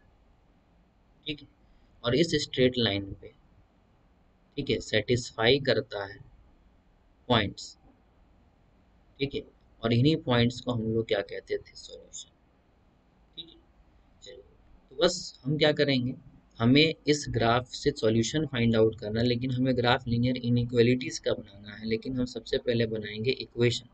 बिकॉज इक्वेशन का क्यों काम कर रहे हैं वो भी आपको जस्ट समझ में आएगा। ठीक है, देखो, तो हम इस लीनियर इक्वेशन से ग्राफ बनाने वाले एक स्ट्रेट लाइन बनेगा, तो वो स्ट्रेट लाइन आप ग्राफ पे बनाओगे तो उसके लिए कोऑर्डिनेट्स चाहिए। तो वो कोऑर्डिनेट्स हम सिर्फ दो तरीके से निकालेंगे। कैसे? एक बार एक्स एक बार वाई लिख दिए। अब इसके लिए एक स्पेशल प्रोसीजर बता रहा हूँ, ध्यान देना। जनरली कोऑर्डिनेट्स आपकी इच्छा जैसे निकालना निकालो, जो आप लोग 9th 10th क्लास में करते आते हैं तो वही काम कर रहा है। लेकिन मैं एक और तरीका बता रहा हूँ। क्या? कुछ नहीं करना, एक बार एक्स को जीरो रख देना, एक बार वाई को जीरो रख देना। ठीक है? जब एक बार एक्स जीरो रखते हो तो वाई का वैल्यू कितना होगा बच्चों? 50। और जब वाई जीरो रखते हो बच्चों तो एक्स का वैल्यू कितना हो जाएगा? 50। ठीक है? तो इससे आपका एक कोऑर्डिनेट आ गया 0,50 और दूसरा कोऑर्डिनेट आ गया 50,0। 2 पॉइंट्स आर सफिशिएंट। 2 पॉइंट्स काफ़ी होते हैं किसी के स्ट्रेट लाइन को ड्रॉ करने के लिए। तो मैंने वो ड्रॉ करने के लिए दो स्ट्रेट लाइन्स के लिए 2 पॉइंट्स ढूंढ लिया। ठीक है? इसलिए ज़्यादा मैं कोशिश नहीं कर रहा, बिकॉज हमें पॉइंट्स लोकेट नहीं करना, हमें स्ट्रेट लाइन दिखाना है। ठीक है? चलो, उसी तरह से इसका भी आप ड्रॉ कर लो। तो इसके लिए भी हम लोगों ने क्या किया, ये डब्बा बनाया और इस डब्बा में एक तरफ हमने लिख लिया क्या बच्चों? एक्स, और एक तरफ हमने लिख लिया वाई। ठीक है? अगर एक्स जीरो रखते हो तो ध्यान से देखो क्या हो जाएगा, वाई का वैल्यू 90 आ जाएगा। और अगर वाई जीरो रखते हो बच्चों तो एक्स का वैल्यू कितना आ जाएगा? 30 आ जाएगा। ठीक है? वो कैलकुलेट करके देख लीजिए। ये तो पहले से ही एक्स बराबर जीरो और वाई बराबर जीरो है। ठीक है? यहाँ कोऑर्डिनेट क्या मिल गया बच्चों? तो यहाँ कोऑर्डिनेट मिल गया 0,90 और यहाँ कोऑर्डिनेट क्या मिल गया बच्चों? 30,0। यहाँ तक तो हमारा काम बिल्कुल परफेक्ट है, हमने बिल्कुल परफेक्ट काम किया। ठीक है? तो देखिए स्टेप नंबर 1 में हमने लीनियर इक्वेशन में कन्वर्ट किया और वो लीनियर इक्वेशन आपको ग्राफ बनाने के लिए कर रहे हैं। और ग्राफ बनाने के लिए हम लोग क्या करेंगे बच्चों? हम लोग कोऑर्डिनेट्स ढूंढना था तो हम लोगों ने कोऑर्डिनेट्स ढूंढ लिया। ठीक है? तो स्टेप नंबर 2 में क्या किया हम लोगों ने बच्चों? ठीक है? Find the coordinates. ठीक है? For plotting on the graph. ठीक है? ग्राफ पे प्लॉट करने के लिए हम लोग कोऑर्डिनेट्स ढूंढ लिए, ताकि उससे क्या ड्रॉ किया जाए बाबू? ताकि उससे हम एक स्ट्रेट लाइन ड्रॉ कर सकते हैं। चलिए आगे बढ़ते हैं। ठीक है? स्ट्रेट लाइन ड्रॉ करने के लिए अब हमें ग्राफ प्लॉट करना पड़ेगा। ठीक है? देखिए ध्यान से ग्राफ कैसे प्लॉट करेंगे। सबसे पहले हम ड्रॉ कर लेते हैं बच्चों एक्स एक्सिस और वाई एक्सिस। ठीक है? ध्यान दीजिएगा, सबसे पहले हम क्या ड्रॉ करेंगे? सबसे पहले हम ड्रॉ करेंगे एक्स एक्सिस और वाई एक्सिस। ठीक है? तो हमारे पास ये मान लो बच्चों हमारा क्या है? ठीक है? ये हमारा मान लो ग्राफ ड्रॉ करने के लिए हमारा वाई एक्सिस है। ठीक है? और यहाँ बच्चों हम लोग ड्रॉ कर लेते हैं अपना एक्स एक्सिस। ठीक है? तो हमने एक्स एक्सिस और वाई एक्सिस ड्रॉ कर लिया। मैं यहाँ लिख देता हूँ। ठीक है? ये हमारे क्या है बच्चों? तो ये हमारा एक्स एक्सिस है, तो ये एक्स, एक्स डैश, ये वाई, और ये बच्चों क्या हो गया? Y dash. ठीक है? ये हमारा क्या हो गया? ओरिजिन हो गया, जिसका कोऑर्डिनेट कितना होगा? 0,0। ठीक है? चलिए आगे बढ़ते हैं। हमारे पास जो ग्राफ हमें प्लॉट करना है बच्चों, ध्यान से देखिएगा, ग्राफ प्लॉट करने के लिए हमारे पास कोऑर्डिनेट क्या चाहिए? 0,50, 50,0 इन चीज़ों को लोकेट करना है। तो लोकेट करने के लिए हमें यहाँ कुछ पॉइंट्स लेने पड़ेंगे। ठीक है? तो इस हिसाब से लीजिए ताकि इन सबको लोकेट कर पाओ, इनको इनको इनको इनको। ठीक है? एक्स बराबर जीरो और वाई बराबर जीरो को आप लोकेट कर पाओ, वैसा कुछ सोचना। तो भैया विड्थ उतना ही लेकर के चलना जो सबको लोकेट कर पाओ। दैट मीन्स 50-50, तो ये 1 2 3 4 लेकर के चलोगे एक्स और वाई एक्सिस पे तो ऐसा कभी लोकेट नहीं कर पाओगे, बहुत कम स्पेस रहता है ग्राफ पे। ठीक है? तो हम एक काम करते हैं 20-20 का रेंज ले लेते हैं। दैट मीन्स अगर ये 20 है तो ये हो गया 40। ठीक है? ये हो गया बच्चों 60, ये हो गया 80, ये हो गया 100। 100 से ऊपर तो है ना। ठीक है? यहाँ कितना हो जाएगा बच्चों? ये भी 20। ठीक है? ये कितना हो गया? 40। ठीक है? 60, ये हो जाएगा 80, और ये हो जाएगा बच्चों 100। ठीक है? निगेटिव में तो है नहीं। ठीक है? तो निगेटिव में कोई दिक्कत नहीं है, एक आध दो लिख करके हम छोड़ देंगे। -20। ठीक है? -40, इधर में निगेटिव में नहीं है, -20 और -40। ठीक है? अब हमें प्लॉट करना है 0,50। 0,50 मतलब एक्स जीरो वाई 50 है। दैट मीन्स 0,50 कुछ इस जगह पे हमें दिखाई देगा। ये जो पॉइंट मैंने यहाँ लोकेट किया बच्चों, ये क्या है? हमारा 0,50। ठीक है? उसी तरह से दूसरा कोऑर्डिनेट क्या है बच्चों? 50,0। तो फर्स्ट वाले इक्वेशन का कोऑर्डिनेट यहाँ हमको दिख रहा है 0,50 और 50,0। तो 50,0 कहाँ होगा बच्चों, 50,0 इस जगह पे होगा, ये हमारा हो गया 50,0।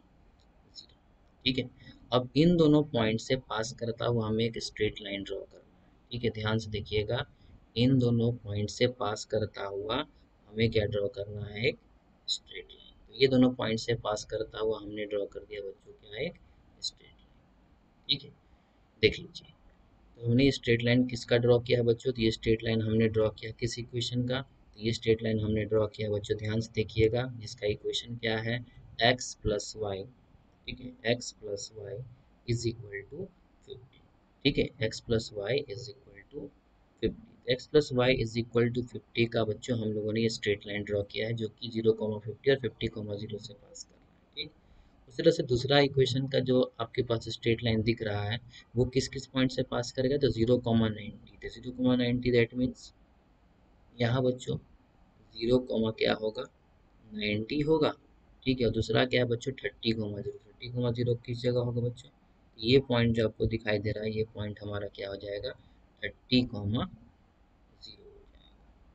ठीक है, चलिए, तो अब इन दोनों पॉइंट से एक स्ट्रेट लाइन पास करेगा बच्चों, तो वहां से भी एक स्ट्रेट लाइन पास करवा देते हैं, ध्यान से देखिएगा। ठीक है, तो ये बच्चों हमने 30,0 से भी एक स्ट्रेट लाइन क्या करवा दिया, सॉरी थोड़ा सा गड़बड़ हो जाएगा यहाँ पे, एक सेकेंड।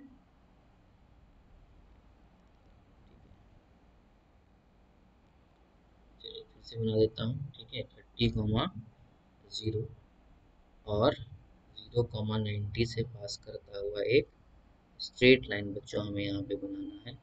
ठीक है, तो हमने यहाँ पे ड्रॉ कर दिया, मान लो लेट अस सपोज, थोड़ा सा गड़बड़ हो रहा है। ठीक है, मान के चलिए, ठीक है, यही हमारा है, थोड़ा सा इधर उधर खिसक जा रहा है, चलो कोई दिक्कत नहीं, लेट अस सपोज कि ये हमारा, ठीक है, यहाँ पे 0,90 है। ठीक है, और ये हमारा 30,0 है, सपोज करो यहाँ से पास करना है। ठीक है, चलो, ये हमने ड्रॉ कर दिया है ना। ये जब ग्राफ एक्चुअली में ग्राफ पे बनाओगे तो आपका बहुत परफेक्टली बनेगा, ये तो मैंने सीधा सीधा ऐसे ही ड्रॉ कर दिया, थोड़ा सा प्रॉब्लम आएगा कोऑर्डिनेट में इधर उधर। ठीक है, लेकिन आप एक्चुअली ग्राफ पे ड्रॉ करना तो ज़्यादा बेटर रहेगा। ठीक है, ये काम आप जब भी करोगे तो ग्राफ कॉपी खरीद लेना, उसी पे करना। ठीक है, तो हमने बच्चों इसका भी स्ट्रेट लाइन प्लॉट कर दिया। ठीक है, अब x इज इक्वल टू 0 एक इक्वेशन है, वो एक स्ट्रेट लाइन का इक्वेशन, जो कि कौन दिखाएगा बच्चों, तो y एक्सिस जो होता है ना, वो x इज इक्वल टू 0 को शो करता है। जो x एक्सिस होता है वो बाबू y इज इक्वल टू 0 इस इक्वेशन को शो करता है। ठीक है, तो ये y एक्सिस जो है x इज इक्वल टू 0 नाम के स्ट्रेट लाइन का इक्वेशन है, और y इज इक्वल टू 0 जो है वो x एक्सिस नाम के स्ट्रेट लाइन का इक्वेशन है। तो हमने बच्चों 4 स्ट्रेट लाइन ड्रॉ कर दिए, जिसमें से एक हमारा देख सकते हो कौन सा है, x plus y is equal to 50। दूसरा कौन सा है बच्चों, 3x plus y is equal to 90। तीसरा कौन है, x इज इक्वल टू 0। और चौथा कौन है, y इक्वल टू 0 यानी कि x एक्सिस। ठीक है, ये 4 स्ट्रेट लाइन हमने ड्रॉ कर दी। ठीक है, अब इन 4 स्ट्रेट लाइन को हमने ड्रॉ किया है, तो इस 4 स्ट्रेट लाइन पे मौजूद जो भी पॉइंट्स होंगे, स्ट्रेट लाइन पे जो भी मौजूद पॉइंट होंगे, वो सारे के सारे पॉइंट स्ट्रेट लाइन के सॉल्यूशन होंगे, यानी कि स्ट्रेट लाइन में जो एक्स और वाई का वेरिएबल दिख रहा है इक्वेशन में, उसको सेटिस्फाई करेगा। ठीक है ना, इस स्ट्रेट लाइन में मौजूद कोई भी पॉइंट उठा लेते हो, वो सारे के सारे पॉइंट, ठीक है ना, इस स्ट्रेट लाइन का कोई भी पॉइंट उठा लो, वो सारे के सारे इसको सेटिस्फाई करेंगे। इस स्ट्रेट लाइन पे मौजूद आप कोई भी पॉइंट उठा लो ग्राफ से, ठीक है ना, जैसे मान लो यही पॉइंट हम उठा लिए, तो ये 40,20 है। ठीक है, तो ये स्ट्रेट लाइन के इक्वेशन को सेटिस्फाई कर रहा है, एक्स 40/10 है, सॉरी 10 है। ठीक है ना, यहाँ जब देखो ग्राफ से प्लॉट करके तो वाई 10 आएगा और एक्स 40 है, तो ये आपका क्या दिखा रहा है बाबू, 50। तो मतलब इस स्ट्रेट लाइन में मौजूद कोई भी पॉइंट ले लो तो स्ट्रेट लाइन की इक्वेशन सेटिस्फाई करेगा। लेकिन हमें एक्चुअल में ग्राफ किसका ड्रॉ करना है बच्चों, हमें ग्राफ एक्चुअल में ड्रॉ करना है अपने लीनियर इनइक्वालिटीज का, यानी कि हमें किसका ग्राफ ड्रॉ करना है बच्चों, तो ध्यान से देखिए, हमें ग्राफ ड्रॉ करना है लीनियर इनइक्वालिटी का। ठीक है, किसका, इस लीनियर इनइक्वालिटीज का, यानी कि x plus y less than equal to 50। ठीक है, x plus y less than equal to 50। ठीक है, 3x plus y less than equal to 90, x greater than 0, y greater than equal to 0, इसका graph हमें plot करना है actual. ठीक है, तो कैसे प्लॉट होगा, देखो बाबू, जब इक्वेशन होता है तो स्ट्रेट लाइन ड्रॉ होता है, लेकिन जब इनइक्वालिटीज होता है, दैट मीन्स हमारा रीजन होगा, कोई शेडेड रीजन होगा। दैट मीन सीधी सी बात है, आप खुद समझ सकते हो। अगर आप चीज़ों को क्लियर समझ पा रहे हो तो ध्यान से सुनिएगा मेरे बात, ठीक है, मेरे बातों को ध्यान से सुनने का कोशिश कीजिएगा। अगर ये हमारा स्ट्रेट लाइन का इक्वेशन है, ठीक है, तो अगर ये स्ट्रेट लाइन का इक्वेशन है तो 3x plus y less than equal to 90 का सॉल्यूशन किधर होगा, ठीक है, इसको सेटिस्फाई करने वाला x और y का वैल्यू कहाँ होगा। तो या तो बाबू इस स्ट्रेट लाइन के इस साइड होगा, मतलब इस पूरे रीजन में होगा, ठीक है, नहीं तो इस स्ट्रेट लाइन के इस पूरे रीजन में होगा, ठीक है। मतलब ये स्ट्रेट लाइन जो हो गया ना, आपका एक बाउंड्री हो गया, ठीक है, और इस बाउंड्री के या तो लेफ्ट हैंड साइड या तो राइट हैंड साइड का जो पूरा रीजन दिखाई दे रहा है, वो पूरा का पूरा रीजन इसको क्या करेगा, सेटिस्फाई करेगा। नहीं तो लेफ्ट हैंड साइड का जितना भी रीजन है वो सेटिस्फाई करे, नहीं तो राइट हैंड साइड का रीजन सेटिस्फाई करे। अब ये पता करना है कि किस रीजन, कौन सा रीजन इसको सेटिस्फाई करेगा, कौन सा रीजन इसको सेटिस्फाई करेगा, कौन सा रीजन इसको सेटिस्फाई करेगा और कौन सा रीजन इसको सेटिस्फाई करेगा, ठीक है, सॉरी, ठीक है। देखिए ध्यान से, हमें पता करना है कौन सा रीजन सेटिस्फाई करेगा। हम स्टार्ट करते हैं कहाँ से बच्चों, तो हम स्टार्ट करेंगे, ठीक है, पहले इन इक्वेशन से, यानी कि x plus y less than equal to 50, इसको कौन सा रीजन सेटिस्फाई करेगा। इस इक्वेशन का लेफ्ट हैंड साइड वाला, तो इस स्ट्रेट लाइन का लेफ्ट हैंड साइड रीजन या राइट हैंड साइड रीजन कौन सा इसको सेटिस्फाई करेगा, ठीक है। देखिए इसको पहचानने का बहुत सिंपल सा तरीका है, ठीक है। रफ में ध्यान से देखिए क्या कीजिएगा, रफ में क्या करना है, हमें सबसे पहले x plus y less than equal to 50, इसको सेटिस्फाई करने वाला रीजन कौन सा है वो हमें ढूंढना है, ठीक है। देखो बच्चों, इस वाले इन इक्वेशन को ध्यान से देखो, ठीक है, इस स्ट्रेट लाइन का या तो इधर वाला पार्ट या तो इस साइड वाला पार्ट इस वाले इन इक्वेशन को सेटिस्फाई करेगा। एक काम करो, आपकी इच्छा, या तो इधर कोई भी एक पॉइंट ले लो या इधर कोई भी एक पॉइंट ले लो, आपकी इच्छा। लेटर सपोज मैंने मान लिया, ठीक है, मैंने एक पॉइंट मान लिया बाबू, क्या इसके, ठीक है, ध्यान से देखो, इसके इस साइड, ठीक है, इस स्ट्रेट लाइन के इस साइड मैंने पॉइंट एज्यूम कर लिया 60,20, ठीक है। इस स्ट्रेट लाइन के इस तरफ मैंने एक पॉइंट एज्यूम कर लिया, कौन सा, ध्यान से देखना, 60,20, ठीक है।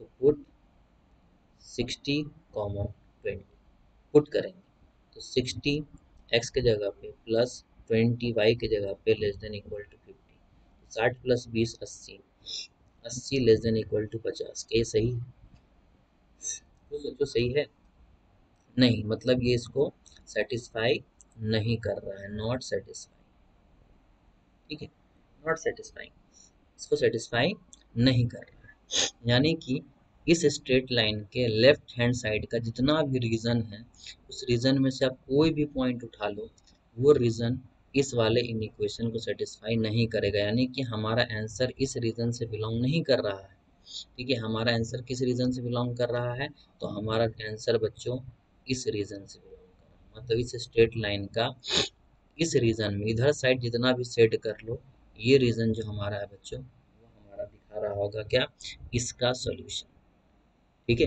चलिए उसी प्रकार से अब हम थोड़ा नीचे आते हैं, ठीक है, नीचे आते हैं। दूसरा हमारा क्या है बच्चों, तो पहला का तो हो गया, दूसरा हमारा कौन है, 3x plus y less than equal to, ठीक है।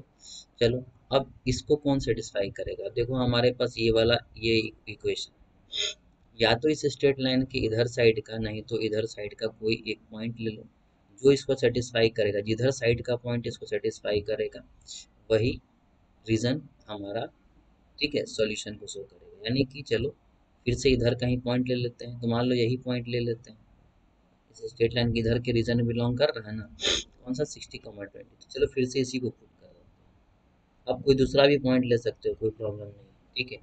चलिए 60,20 अगर पुट करते हैं बच्चों, तो क्या हो जाएगा, 3 × 60 plus 20 less than equal to 90, यानी कि 6 3 18, 180, ठीक है, और 180 plus 20 200, 200 less than equal to 90, सही है क्या, नहीं, मतलब इधर वाला पॉइंट इसको भी सेटिस्फाई नहीं कर रहा, इस साइड वाला हमारा आंसर का पार्ट नहीं है। तो हमारा आंसर का पार्ट कौन सा होगा बच्चों, तो हमारा आंसर का पार्ट ध्यान से देखिएगा, इधर वाला होगा, मतलब इस स्ट्रेट लाइन के इस साइड का जो रीजन होगा वो इधर साइड वाला रीजन हमारा हमारा क्या होगा, सोल्यूशन को शो करेगा। ठीक है, तो इन दोनों का कॉमन शेडेड रीजन कौन होगा, इन दोनों का कॉमन शेडेड रीजन कौन होगा। इन दोनों का कॉमन शेडेड रीजन देख सकते हो बच्चों, यहाँ से लेकर के यहाँ तक। ठीक है, यानी कि मैं थोड़ा सा यहाँ पे आपको करके दिखा देता हूँ। ठीक है, कि हमारा जो यहाँ से लेकर के यहाँ तक फिलहाल जो आपको रीजन दिखाई दे रहा है, ये रीजन हमारा कहीं ना कहीं क्या कहलाएगा बच्चों, फिलहाल इन दोनों इन इक्वेशन का। ठीक है, फिलहाल इन दोनों इक्वेशन का। ठीक है, ये पूरा का पूरा रीजन जो दिख रहा है इधर साइड, ठीक है, यहाँ से इधर साइड का जो रीजन दिखाई दे रहा है, फिलहाल ये रीजन आपका रेड और ब्लू जहाँ मिला है वो हमारा फिलहाल आपका इन दोनों का, ठीक है, कॉमन शेडेड रीजन कहलाएगा। लेकिन हमें चारों का ढूंढना है। ठीक है, चलिए अब चारों का ढूंढना है तो क्या करेंगे, ध्यान से देखिएगा, अगर चारों को आप ढूंढना चाहते हो तो चारों के लिए क्या करना पड़ेगा। ठीक है, चारों के लिए क्या करना पड़ेगा वो ध्यान से देखिएगा।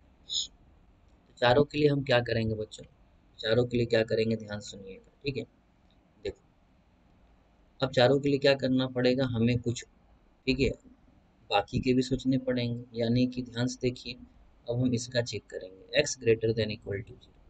भैया देखो x बराबर जीरो का लाइन कौन था, ये वाला। ठीक है, अब या तो इसके इस तरफ होगा, नहीं तो इस तरफ। ठीक है, चलो x इक्वल टू जीरो, हमारा नेक्स्ट कौन है भैया, तो हमारा नेक्स्ट है, सर ध्यान से देखिएगा, हमारा नेक्स्ट क्या है, तो हमारा नेक्स्ट है x इक्वल टू जीरो। ठीक है, क्या है हमारा x इक्वल टू जीरो। ठीक है, अब इस चीज को सेटिस्फाई करने वाला या तो इधर का कोई पॉइंट होगा, नहीं तो इधर का कोई पॉइंट होगा। चलो एक काम करते हैं, इधर भी साइड का कोई भी पॉइंट ले लो। तो चलो इधर साइड का कोई एक पॉइंट लेके चलते हैं, कोई भी पॉइंट इधर साइड में, आप कोई भी पॉइंट ले लो, कोई भी साइड। तो देखो हमने देखा, फिर से वही पॉइंट हम लेते हैं, कौन सा, 60,20। ठीक है, तो पुट 60,20, तो एक्स कितना है सर, 60, यानी कि 60 is equal to, sorry 60 greater था ना, greater than equal to zero था ना। ठीक है, तो 60 greater than equal to zero, सही है कि गलत है, 60 जीरो से बड़ा होता है, जी हाँ बिल्कुल सही है। यानी कि इधर वाला पॉइंट हमारा सेटिस्फाई कर गया। ठीक है ना, आपकी इच्छा जिधर का लेना चाहते उधर का ले लो, कोई प्रॉब्लम नहीं है। तो हमने देखा कि इस वाई एक्सिस जो आपको दिखाई दे रहा है, इसका इधर साइड वाला पॉइंट, ठीक है, हमें क्या कर रहा है, सेटिस्फाई कर रहा है। इधर साइड का रीजन हमें क्या कर रहा है, सेटिस्फाई कर रहा है। ठीक है, तो हमने अभी तक देखा था कि इन दोनों का कॉमन शेडेड रीजन कहाँ तक आया था, याद है आपको। ठीक है, ये वाला रीजन याद रखिएगा। ठीक है, और तीसरा वाला का जब हम लोगों ने किया तो इधर का कहानी खत्म, ये हमें फर्स्ट क्वाड्रेंट में लेकर के चला गया। ठीक है, अब देखो तीनों का कॉमन शेडेड रीजन अब कहाँ दिख रहा है। ठीक है, तीनों का कॉमन शेडेड रीजन अब कहाँ दिखाई दे रहा है वो गौर करना। ठीक है, तीनों का शेडेड रीजन ध्यान से देखिएगा बाबू, अब आपको दिखाई दे रहा होगा तीनों का कॉमन शेडेड रीजन अब हमें कहाँ दिख रहा है बच्चों, तो हमें दिखाई दे रहा है तीनों कॉमन शेडेड रीजन इस जगह। ठीक है, ये जगह जो दिखाई दे रहा है ना बच्चों, यहाँ पे पीला, लाल और ब्लू तीनों का मिक्सिंग दिखाई दे रहा है। अगर आप शुरुआत में देखे थे तो याद करो, शुरुआत में बच्चों हमारा यहाँ से जो रीजन था, ये वाला रीजन हमारा कॉमन शेडेड रीजन था। लेकिन जैसे ही येलो कलर का आया तो इधर रीजन को काट करके ये फर्स्ट क्वाड्रेंट की ओर ले गया, और हमारा फिलहाल कॉमन शेडेड रीजन कौन आ रहा है, ये वाला। ठीक है, ध्यान दीजिए।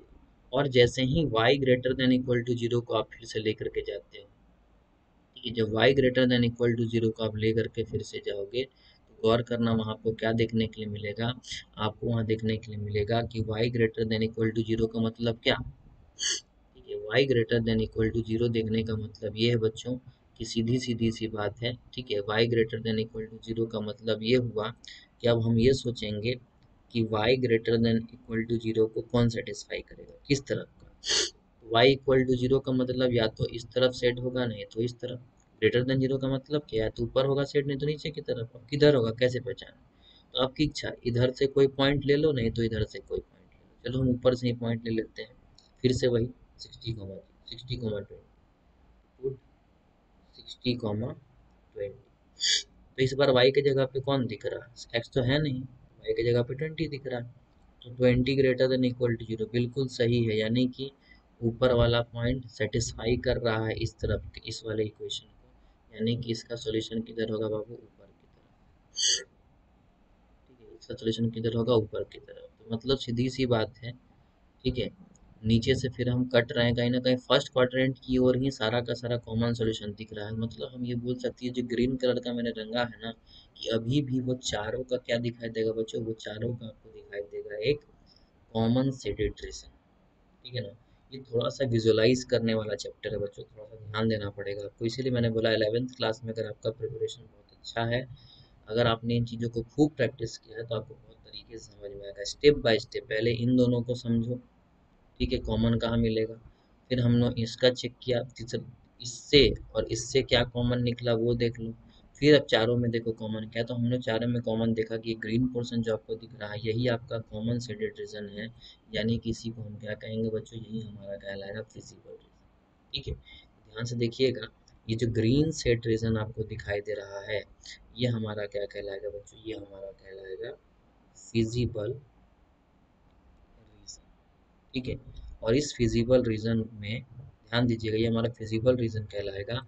और इस फिजिबल रीजन के अंदर आप कोई भी पॉइंट ले लो और उस पॉइंट का कोऑर्डिनेट निकाल लो, वो कोऑर्डिनेट इस चारों के चारों इन इक्वेशन को क्या करेगा, सेटिस्फाई करेगा, चारों को सेटिस्फाई करेगा। ठीक है ना। अगर वो चारों को सेटिस्फाई करेगा, तो इसमें मौजूद वो जो पॉइंट होगा ना बच्चों, पॉइंट याद रखिएगा, इसमें मौजूद जो भी पॉइंट होगा वो हमारा क्या कहलाएगा बच्चों, तो वो हमारा कहलाएगा फिजिबल सॉल्यूशन। ठीक है, फिजिबल सॉल्यूशन। तो फिजिबल रीजन क्या था समझ में आ गया। ठीक है, और फिजिबल सॉल्यूशन मतलब उसके अंदर पाए जाने वाले सॉल्यूशन। ठीक, अब इसके अलावा देखो ढेर सारा शेडेड रीजन चारों तरफ दिख रहा है, तो इसके अलावा जो शेडेड रीजन बच गया ना, उसको हम लोग कहेंगे बाबू क्या, तो वो हमारा क्या है, इनफिजिबल रीजन। और उस बाकी के शेडेड रीजन में जो भी पॉइंट आप रख दोगे उसको हम लोग क्या कहेंगे, इनफिजिबल सॉल्यूशन। ठीक है, तो feasible region, feasible solution, infeasible region, infeasible solution किसको बोलते हैं समझ में आ गया। ठीक है, और गौर कीजिएगा एक चीज बच्चों की, जो फिजिबल रीजन आपको दिखाई दे रहा है, चारों तरफ ध्यान से देख लो बाबू, देखो बाउंड्री से घिरा हुआ है। ठीक है, वो सारे स्ट्रेट लाइन के मदद से जब घिरा हुआ रीजन आपको दिखाई देने लगे, तो समझ लेना बाबू कैसा सीडेड रीजन है, वो हमारा बाउंडेड फिजिबल रीजन है। हमारा कैसा फिजिबल रीजन है बच्चों, वो हमारा बाउंडेड फिजिबल रीजन है। तो आपको समझ में आ गया होगा अब, ये बाउंडेड फिजिबल रीजन का मतलब क्या है। ये ग्राफिकल सॉल्यूशन है बच्चों। ठीक है, जिस ग्राफिकल सॉल्यूशन को मैंने समझाया है, यहाँ से आपको एक चीज़ ध्यान में आ जाएगा अब, कि हमारा फिजिबल रीजन कैसा होता है। ठीक है ना, और बाउंडेड फिजिबल रीजन कैसा होता है, फिजिबल सॉल्यूशन कहाँ पाया जाता है, वो आपको समझ में आ गया है। ठीक है, हमने बच्चों अभी जो बात किया वो बात हम लोगों ने की बाउंडेड फिजिबल रीजन का। ठीक है, चलिए आगे अब हम बात करते हैं, नेक्स्ट हमारा जो सेकेंड नंबर एग्जाम्पल है। ठीक है, सेकेंड नंबर एग्जाम्पल में क्या बोला गया है, ध्यान से देखिए। ठीक है, सेकेंड नंबर एग्जाम्पल में अगर आप ध्यान से गौर करोगे, तो आपके पास फिर से यहाँ पे, ठीक है, कुछ लीनियर इनइक्वालिटीज दिखाई दे रहे हैं, यानी कि कुछ लीनियर इनइक्वेशंस दिखाई दे रहे हैं। ठीक है, अब इन लीनियर इनइक्वेशंस को हमें फिर से सॉल्व करना है। ठीक है, तो बच्चों हम लोगों ने अभी जो काम किया मेथड 1 से काम किया, जो एक्चुअल प्रोसीजर है। पहले मैं सेकेंड वाले क्वेश्चन को भी एक्चुअल प्रोसीजर से करके बता देता हूँ। ठीक है, फिर उसके बाद हम लोग एक शॉर्टकट प्रोसीजर देखेंगे। शॉर्टकट प्रोसीजर से आपको और इजीली काम हो जाएगा, बहुत आसानी से आप काम कर सकते हो। ठीक है, तो उसको मैं स्पेशली समझाऊंगा। ठीक है, पहले आप क्या करो, पहले आप सेकेंड वाले क्वेश्चन को देख लो। ठीक है, सॉरी एक बार देख लेते हैं क्वेश्चन क्या है। ठीक है, x plus y greater than equal to 8 और 3x plus 5y less than equal to 15। ठीक है, x plus y greater than equal to 8, है ना। एक सेकेंड, चलिए। ठीक है, एग्जाम्पल नंबर 2 क्या है बच्चों, x plus y greater than equal to 8, 3x plus, ठीक है 3x प्लस क्या था,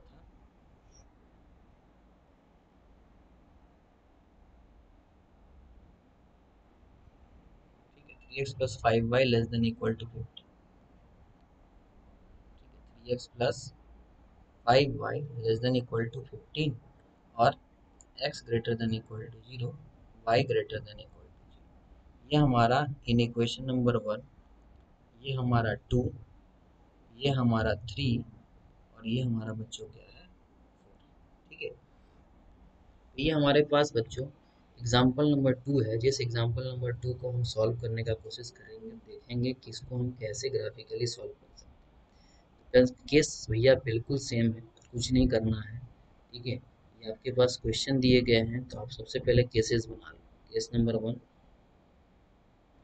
case number 2, case number 3 and case number 4।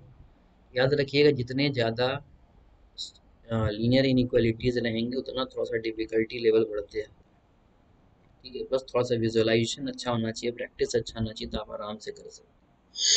ठीक है, तो हमारे पास जो इन इक्वेशंस दिए गए हैं हम उसको कहीं ना कहीं सॉल्व करेंगे। ठीक है, उसको स्ट्रेट लाइन बनाने की कोशिश करेंगे। कोऑर्डिनेट्स ढूंढने के लिए स्ट्रेट लाइन बनाना पड़ेगा। स्ट्रेट लाइन कैसे बनेगा? तो स्ट्रेट लाइन बनेगा बच्चों इक्वेशन कन्वर्ट करने के बाद। तो x plus y is equal to 8। ठीक है, डब्बा बनाएंगे। डब्बा बनाने के बाद ये एक्स, ये वाई, अगर x 0 होगा तो y 8, y 0 होगा तो x 8। ठीक है, चलिए तो कोऑर्डिनेट क्या निकला बच्चों? 0,8 और 8,0। ठीक है, उसी तरह से दूसरा वाला क्या है? 3x plus 5y equal to 50। ठीक है, यहाँ से क्या आ जाएगा बच्चों? ध्यान से देखिएगा, यहाँ आपका आ जाएगा, ठीक है, ये x, ये y। अगर x 0 रखते हो तो y का वैल्यू 3, y 0 रखते हो तो x का वैल्यू 5। ठीक है, case number 3 x equal to 0, case number 4 y equal to 0। ये हमारे पास 4 इक्वेशंस आ गए। अब इन 4 इक्वेशंस को हम लोग प्लॉट करेंगे बच्चों ग्राफ पे। ध्यान दीजिए, कोऑर्डिनेट यहाँ क्या है बच्चों? 0,3 और यहाँ पे 5,0। ग्राफ पे प्लॉट करने के लिए हम ग्राफ बनाएंगे। ठीक है, तो ग्राफ बनाने के लिए हमें क्या चाहिए? तो हमें चाहिए बच्चों वाई एक्सिस। हमने वाई एक्सिस ड्रॉ कर लिया। ठीक है, हमें क्या चाहिए? एक्स एक्सिस, तो हमने एक्स एक्सिस ड्रॉ कर लिया। ठीक है, ध्यान दीजिएगा, ये एक्स डैश, ये वाई और ये। चलिए, अब क्या करोगे? हम देखेंगे कि 8 एक्स में मैक्सिमम गया है, 5 मैक्सिमम गया दूसरा वाला में। इसमें एक्स में मैक्सिमम कितना गया? 5, और इसमें 8। ठीक है, चलिए कर लेते हैं काम। दो दो का इंटरवल ले लेते हैं। 2, 4, 6, 8, 10। ठीक है, इधर भी 2, 4, 6, 8। ठीक है, नेगेटिव में तो है नहीं, एक आध 2 लिख लेते हैं। 2 माइनस 4। ठीक है, -2 और -4। सॉरी, सबसे पहला कोऑर्डिनेट क्या है? 0,8। पहला वाले इक्वेशन को सॉल्व करने के लिए करने के बाद जो कोऑर्डिनेट आया वो क्या है? 0,8, यानी कि ये है हमारा 0,8। और दूसरा क्या है? 8,0, यानी कि ये हमारा क्या है बच्चों? 8,0। इससे एक स्ट्रेट लाइन पास करेगा। उस स्ट्रेट लाइन को हम लोग ड्रॉ कर लेते हैं। ठीक है, ये हमारा स्ट्रेट लाइन है जो पास कर रहा है 0,8 और 8,0।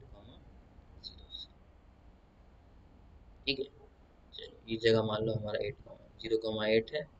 ठीक है, ये हमारा 8,0 है। ठीक है, चलिए ये किसका इक्वेशन था बच्चों? तो ये हमारा मान लो x plus y equal to 8। दूसरा क्या है? 0,3। 0,3 कहाँ होगा बच्चों? देखो यहाँ पे होगा 0,3। ठीक है, दूसरा 5,0 कहाँ होगा बच्चों? तो ये हमारा होगा 5,0। ठीक है, यहाँ से स्ट्रेट लाइन पास कर रहा होगा। ठीक है, चलिए इसको ड्रॉ कर लेते हैं। यहाँ से हमारा स्ट्रेट लाइन पास कर रहा है ये। ठीक है, तो ग्राफ पे ड्रॉ करोगे ज़्यादा बेटर होगा। ठीक है, चलिए अब x इक्वल टू 0 मतलब ये y axis, y equal to 0 यानी कि ये x एक्सिस। ठीक है, चलिए तो अब इस चीज़ को सेट करके पता करना पड़ेगा कॉमन सेट डिवीजन कहाँ आ रहा है, कैसे आ रहा है। ठीक है, ध्यान दीजिएगा। देखो अब क्या बताया था मैंने रफ में। ठीक है, रफ में ध्यान देना है, क्या करना है। सबसे पहला आपका क्या है? x plus y. ठीक है, ध्यान दीजिएगा, इनइक्वालिटी क्या थे? Greater than equal to 8। ठीक है, x plus y greater than equal to 8। ठीक है, तो x plus y greater than equal to 8 है। तो ये हमारा जो x plus y equal to 8 था, नीचे वाला क्या था बच्चों? 3x plus 5y equal to 50। तो इस वाले को ध्यान से देखो, यहाँ से ये स्ट्रेट लाइन है, या तो इसका शेडेड रीजन ऊपर की तरफ होगा या स्ट्रेट लाइन के नीचे की तरफ। ठीक है, शेड इधर होगा। ठीक है, इधर शेड होगा, वो पता करने का तरीका क्या है, कोई भी एक पॉइंट ले लो। ठीक है, तो लेट अस सपोज हम इधर ही नीचे तरफ कोई एक पॉइंट ले लेते हैं। तो मान लो मैं ये पॉइंट ले ले रहा हूँ, कौन सा बच्चों, 2, ठीक है, ये पॉइंट मान लो मैं ले ले रहा हूँ। चलो अगर यहाँ पे हम 2, 2 पुट करते हैं, क्या होता है, अगर x2 y2 पुट किए तो क्या हो गया बच्चों, 4 > 8 यानी कि ये गलत आ रहा है, फॉल्स। मतलब इधर साइड जो हमने पॉइंट लिया ये हमारा सॉल्यूशन नहीं देगा। ठीक है, इसका सॉल्यूशन, इसका सेटेड रीजन नीचे नहीं होगा बाबू, कहाँ होगा, ऊपर होगा। तो हम लोग सेट किधर करेंगे बच्चों, तो हम लोग सेट करेंगे ऊपर की तरफ। ठीक है, हम लोग सेट किधर करेंगे, ऊपर की तरफ। ठीक है, इस तरह से दूसरा क्या है, दूसरा है बच्चों हमारा 3x + 5y <50। इसका ग्राफ बाबू ये हमें स्ट्रेट लाइन दिख रहा है, या तो नीचे की तरफ सेट होगा, नहीं तो ऊपर की तरफ। कोई एक पॉइंट ले लेते हैं। ठीक है, मान लो ये हम नीचे पॉइंट लेते हैं 0, 0 ओरिजिन वाला ले लेते हैं। ठीक है, तो पुट कर दो 0, 0 कहीं भी ले सकते हो पॉइंट आपकी। 3, 0 5 × 0 <50, यानी कि 0 <50 सही आ रहा है। ठीक है, सही आ रहा है, यानी कि शेडेड रीजन किधर होगा बच्चों, तो शेडेड रीजन हमारा किधर होगा, इसका 0, 0 पे सेटिस्फाई कर रहा है, दैट मीन्स हमारा शेडेड रीजन किधर होगा, नीचे होगा। ठीक है ना, ठीक है, अब ध्यान दीजिए हम लोगों ने क्या देखा। ठीक है, हम लोगों ने यहाँ पे जो भी देखा है वो चीज़ थोड़ा गौर कीजिएगा। क्या गौर करने वाली बात है यहाँ पे बच्चों, गौर करने वाली बात यहाँ पे ये नज़र आ रही है कि हमारा जो फर्स्ट इन इक्वेशन था, ठीक है, फर्स्ट इन इक्वेशन था, उस फर्स्ट इन इक्वेशन को अगर आप गौर से देखोगे तो उस फर्स्ट इन इक्वेशन में हमने देखा कि हमारा जो शेडेड रीजन है रेड कलर से दिखाई दे रहा है, वो ऊपर की तरफ जा रहा है। ठीक है, और जो हमारा दूसरा शेडेड रीजन है, वो दूसरा शेडेड रीजन हमारा जो सेकेंड वाला इन इक्वेशन का है, वो कहाँ जा रहा है बच्चों, तो वो हमारा नीचे की ओर जा रहा है। ठीक है, तो एक ऊपर की तरफ भागा बच्चों और एक किधर की तरफ गया, नीचे की तरफ गया। ठीक है, चलो अब क्या करें। ठीक है, अब क्या किया जाए, तो हमने यहाँ तो देखा कि हमारा, ठीक है, कॉमन शेडेड रीजन आने का कोई चांस ही नहीं बनता है। ठीक है, कॉमन शेडेड रीजन आने का हमारा कोई चांस ही नहीं बन रहा है, यानी कि सीधी सी बात है। ठीक है, फिजिबल रीजन इस केस में नहीं मिल पा रहा है। ठीक है, तो एक ऐसा भी केस हो सकता है बच्चों जहाँ हमको फिजिबल रीजन नहीं मिल रहा है। चलो मैंने शुरू में बोला था कि शायद अनबाउंडेड मिलेगा, लेकिन ये अनबाउंडेड नहीं मिल पा रहा है। यहाँ पे क्या देख रहे हैं हम लोग, इसका सॉल्यूशन किधर ऊपर की ओर चला गया, इसका सॉल्यूशन नीचे की ओर चला गया। जब इन दोनों में शुरुआत के दोनों में ही कुछ कॉमन नहीं मिल रहा है, तो फिर तीसरा और चौथा को निकाल कर कोई फायदा है नहीं। जब दो चीज में कुछ कॉमन ही नहीं मिला तो फिर तीसरा और चौथा सारे में कॉमन का बात करना ही बेवकूफ़ी है। दैट मीन्स हम सीधे बोल सकते हैं, यहाँ ग्राफिकल सॉल्यूशन क्या है बाबू, तो हम बोल सकते हैं here no feasible region is obtain. कोई भी फिजिबल रीजन बच्चों यहाँ ऑब्टेन नहीं हुआ। सो ठीक है, सॉल्यूशन चाहे बोल सकते हो, सो नो सॉल्यूशन। जैसे हम लोग लीनियर इक्वेशन में नो सॉल्यूशन सॉल्यूशन नहीं हो सकता है, वैसे ही इस लीनियर इन इक्वेशन में भी सॉल्यूशन एग्जिस्ट नहीं कर सकता, ऐसा भी पॉसिबिलिटी हो सकता है। ठीक है, तो ये चीज़ ध्यान रखिएगा। हमें अगर कोई भी चीज़, अगर चार कंडीशन में से कोई भी एक कंडीशन अगर कॉमन आने के लिए हट रहा है, ठीक है, सब में कुछ ना कुछ कॉमन अगर नहीं मिल पा रहा, सब अलग भाग जा रहा है, तो याद रखिएगा उस केस में हम सीधे बोल देंगे कि हमें फिजिबल रीज़न नहीं मिलेगा। और अगर फिजिबल रीज़न नहीं मिल रहा है तो हम सॉल्यूशन फाइंड आउट नहीं कर सकते। ठीक है, चलिए, तो ये बच्चों हमने एक चीज़ देखा कि हमारे पास एक ऐसा कंडीशन भी आ सकता है जहाँ हमें, ठीक है, सॉल्यूशन फाइंड आउट करना हमारे लिए क्या हो जाए, हमारे लिए मुश्किल हो जाए, यानी कि हम सॉल्यूशन फाइंड आउट नहीं कर पाए। ऐसा भी केस हमारे सामने ऑब्टेन हो सकता है। ठीक है, चलिए, अब इसके अलावा एक रीज़न ऐसा हो सकता है जो आपके लिए क्या हो बच्चों, तो आपके लिए एक, ठीक है, बाउंडेड रीज़न तो नहीं निकले। ठीक है, रीज़न बाउंडेड तो नहीं निकलेगा। ठीक है, वो क्या हो सकता है बच्चों, आपके लिए एक इनफिजिबल रीज़न, सॉरी, एक फिजिबल रीज़न बनेगा, लेकिन वो एक अनबाउंडेड होगा। तो वो मैं थोड़ा सा आपको बता दूं कि अनबाउंडेड रीज़न दिखने में कैसा लगता है। ठीक है। अनबाउंडेड रीजन अगर आपसे बोला जाए कि कैसा दिखेगा, तो अनबाउंडेड रीजन कैसा दिखेगा वो मैं आपको बस नीचे समझा देता हूँ, बिकॉज ये काम आप लोगों ने किया हुआ है। ठीक है, देखिए।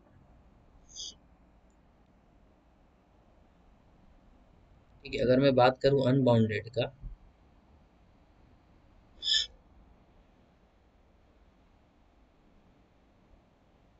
ठीक है, ध्यान दीजिए।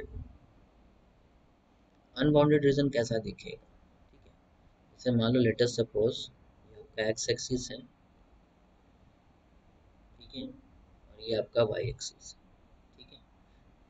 और मान लो लेट अस सपोज कि हमारा एक स्ट्रेट लाइन है जो ऐसे गया, ठीक है, और हमारा एक स्ट्रेट लाइन और है बच्चों जो मान लो ऐसे, ठीक है।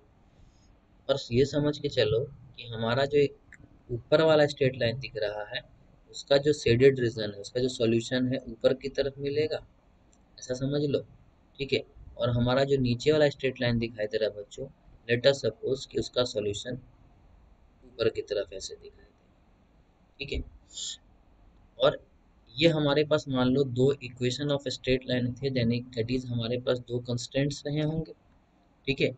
और एक कंस्टेंट जो रहा होगा X greater than equal to zero मान लो, और एक Y greater than equal to zero. तो आप खुद समझ रहे हो कि X greater than equal to zero और Y greater than equal to zero को जब आपने किया था तो वो फर्स्ट क्वाड्रेंट में गया था, फर्स्ट केस में आपको याद होगा, ठीक है। तो सीधी सी बात है, हमने एक चीज गौर किया कि जब भी x greater than equal to zero, y greater than equal to zero, ये आपके कंस्टेंट्स कहीं भी दिखाई दे, या simply x greater than zero या वाई ग्रेटर देन जीरो, ये अगर आपको दिखाई दे तो समझ लीजिएगा बाबू कि ये ऑलवेज, ठीक है, ये ऑलवेज जो होगा ना बाबू, ये फर्स्ट क्वाड्रेंट की ओर कॉमन शेडेड रीजन होगा। इसका फर्स्ट क्वाड्रेंट में इसका क्या होगा,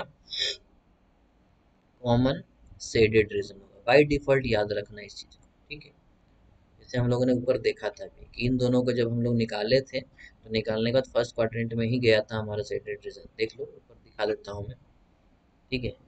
इस वाले केस में ध्यान से देखो, अगर आप दोनों केस को देखोगे, ये ग्रे कलर वाला देख लो और ये येलो कलर वाला देख लो, दोनों का अगर कॉमन शेडेड रीजन देखोगे तो फर्स्ट क्वाड्रेंट में ही दिखाई देगा। तो याद रखिएगा ये चीज कि कभी भी, ठीक है, नॉन नेगेटिव रेस्ट्रिक्शंस, ठीक है, नॉन नेगेटिव कंस्ट्रेंट्स आपको दिखाई दे, तो याद रखिएगा इसका कॉमन शेडेड रीजन, ठीक है, कॉमन शेडेड रीजन इन दोनों का हमेशा, ठीक है, कहाँ होगा बच्चों, ये होगा हमेशा फर्स्ट क्वाड्रेंट, ठीक है। जब इसका फर्स्ट क्वाड्रेंट में है तो 100% इन दोनों का जो कॉमन शेडेड जो भी रीजन आएगा, उस सबको छांटने काटने के बाद फर्स्ट रीजन में जो दिखेगा वही हमारा फाइनल आंसर दिखेगा। तो इनको देख करके पहले ही समझ में आ जाता है कि हमारा जो फाइनल आंसर आएगा इन चारों का, वो भी फर्स्ट क्वाड्रेंट में ही आएगा। इसको देख करके समझ में आ जाता है, ठीक है ना। तो ये चीज़ ध्यान रखिएगा, ठीक है।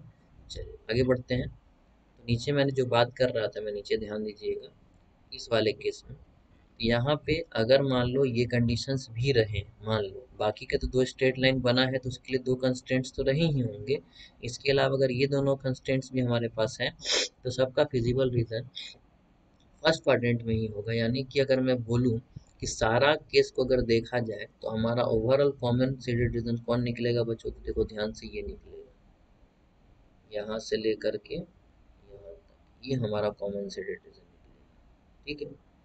अगर कंस्ट्रेंट्स ऐसे दिए गए होते तो आपको देख करके समझ में आ रहा होगा क्या, आपको देख करके समझ में ये आ रहा होगा कि ये जो रीजन आपको दिख रहा है ये हमारा क्या है बच्चों, फिजिबल रीजन निकलता है, ठीक है। और ये फिजिबल रीजन जो है ना बच्चों, वो कैसा है, अनबाउंडेड है। क्यों, कि देख लो ये हमारा इधर से इधर से इधर से तो ढका हुआ है, ठीक है ना, लेकिन ये ऊपर कहाँ तक जाएगा उसका कोई गारंटी नहीं है। स्ट्रेट लाइन है सर, जितना चाहे उतना बढ़ा सकते हो, एक्सिस एक स्ट्रेट लाइन है, जितना चाहे उतना तुम शेड करते जाओ, इसका कोई लिमिटेशन नहीं। मतलब सीधी सी बात है, ये हमारा फिजिबल रीजन किधर भी बढ़ सकता है, इस एक्सिस के अंदर कहीं भी जा सकता है, ठीक है ना। तो फिजिबल रीजन चारों तरफ से घिरा हुआ नहीं, दैट्स वाई वो हमारा क्या कहला रहा है, अनबाउंडेड कहला रहा है, ठीक है। यही कुछ चीज़ें हैं जो मैं आपको समझाना चाह रहा था, ठीक है, कहाँ, इस इंट्रोडक्शन पार्ट में, ठीक है, ताकि आपको ये चीज़ बेसिकली समझ में आ जाए कि हमारा रीजन बाउंडेड अनबाउंडेड मतलब कैसा होता है, और ये कुछ इंपॉर्टेंट पॉइंट्स है जो आपको रिमेम्बर करके चलना ठीक है। अब इसके आगे नेक्स्ट क्लास में हम लोग पढ़ेंगे किसके बारे में, हम लोग पढ़ेंगे बच्चों इन्हीं के ऊपर कुछ ऐसे क्वेश्चंस हम लोग देखेंगे। मतलब आपको बताऊंगा मैं कि 11th क्लास में आप लोगों ने जो पढ़ा है सेम उसी चीज़ों का यूटिलाइजेशन है बाबू 12th क्लास में, सेम इम्प्लीमेंटेशन है, बस थोड़ा बहुत एक्स्ट्रा काम बढ़ेगा। वो थोड़ा बहुत एक्स्ट्रा काम क्या है वो हम लोग नेक्स्ट लेक्चर में देखेंगे। साथ साथ ये भी सीखेंगे कि इसका ट्रिकी अप्रोच क्या है, इसको ग्राफ को सेट करने का वो ट्रिक बेस्ड अप्रोच क्या है वो हम लोग देखेंगे। और उसी ट्रिक बेस्ड अप्रोच को मैं अलाउ करते हुए, ठीक है, आपको दिखाऊंगा कि 12th क्लास के क्वेश्चंस में कैसे पूछा जाता है। ठीक है ना, क्वेश्चंस कैसे पूछे जाते हैं। मैंने जो आपके बेसिक कंसेप्ट आज इंट्रोडक्शन पार्ट में पढ़ाया है वो ध्यान दीजिएगा, वो थ्योरी आपका 12th क्लास के रिलेटेड है। और साथ साथ ये आप ग्राफ मैंने आपको इसलिए बताया है ताकि आप बाउंडेड और अनबाउंडेड रीजन का मतलब समझें कि किसका इस्तेमाल होने वाला है 12th क्लास में। फिजिबल रीजन किसको बोलते हैं वो जानिए, बिकॉज उसका इस्तेमाल होने वाला है 12th क्लास में। ठीक है। और ये ग्राफ जो बनाया गया है, ये ग्राफ बनाने का तरीका आपका पूरा का पूरा प्रैक्टिस पर्पज से एकदम सेट होना चाहिए, जो आपने 11th क्लास में सीखा है। तो उसी चीज़ को मैं रिकॉल करवाने के लिए इतना पढ़ाया हूँ। ठीक है। तो नेक्स्ट क्लास में जब हम मिलेंगे, यानी कि नेक्स्ट लेक्चर में जब हम मिलेंगे तो वहाँ पे हम इसके आगे कंटिन्यू करेंगे। ठीक है, जहाँ मैं क्वेश्चंस के थ्रू आपको बताऊंगा कि कैसे 12th क्लास में किस किस टाइप के क्वेश्चंस आते हैं, वहाँ ऑब्जेक्टिव फंक्शन किसको बोलेंगे, लीनियर कंस्ट्रेंट्स किसको बोलेंगे, कैसे किसको मैक्सिमाइज करना है, मिनिमाइज करना है, उसको कैसे किया जाता है, ये सब हम लोग देखेंगे नेक्स्ट क्लास में। ठीक है बच्चों, चलिए आज के लिए बस इतना ही। जब नेक्स्ट लेक्चर में मिलेंगे तो आगे बात करेंगे। तब तक के लिए धन्यवाद, अपना ख्याल रखिए, बाय बाय।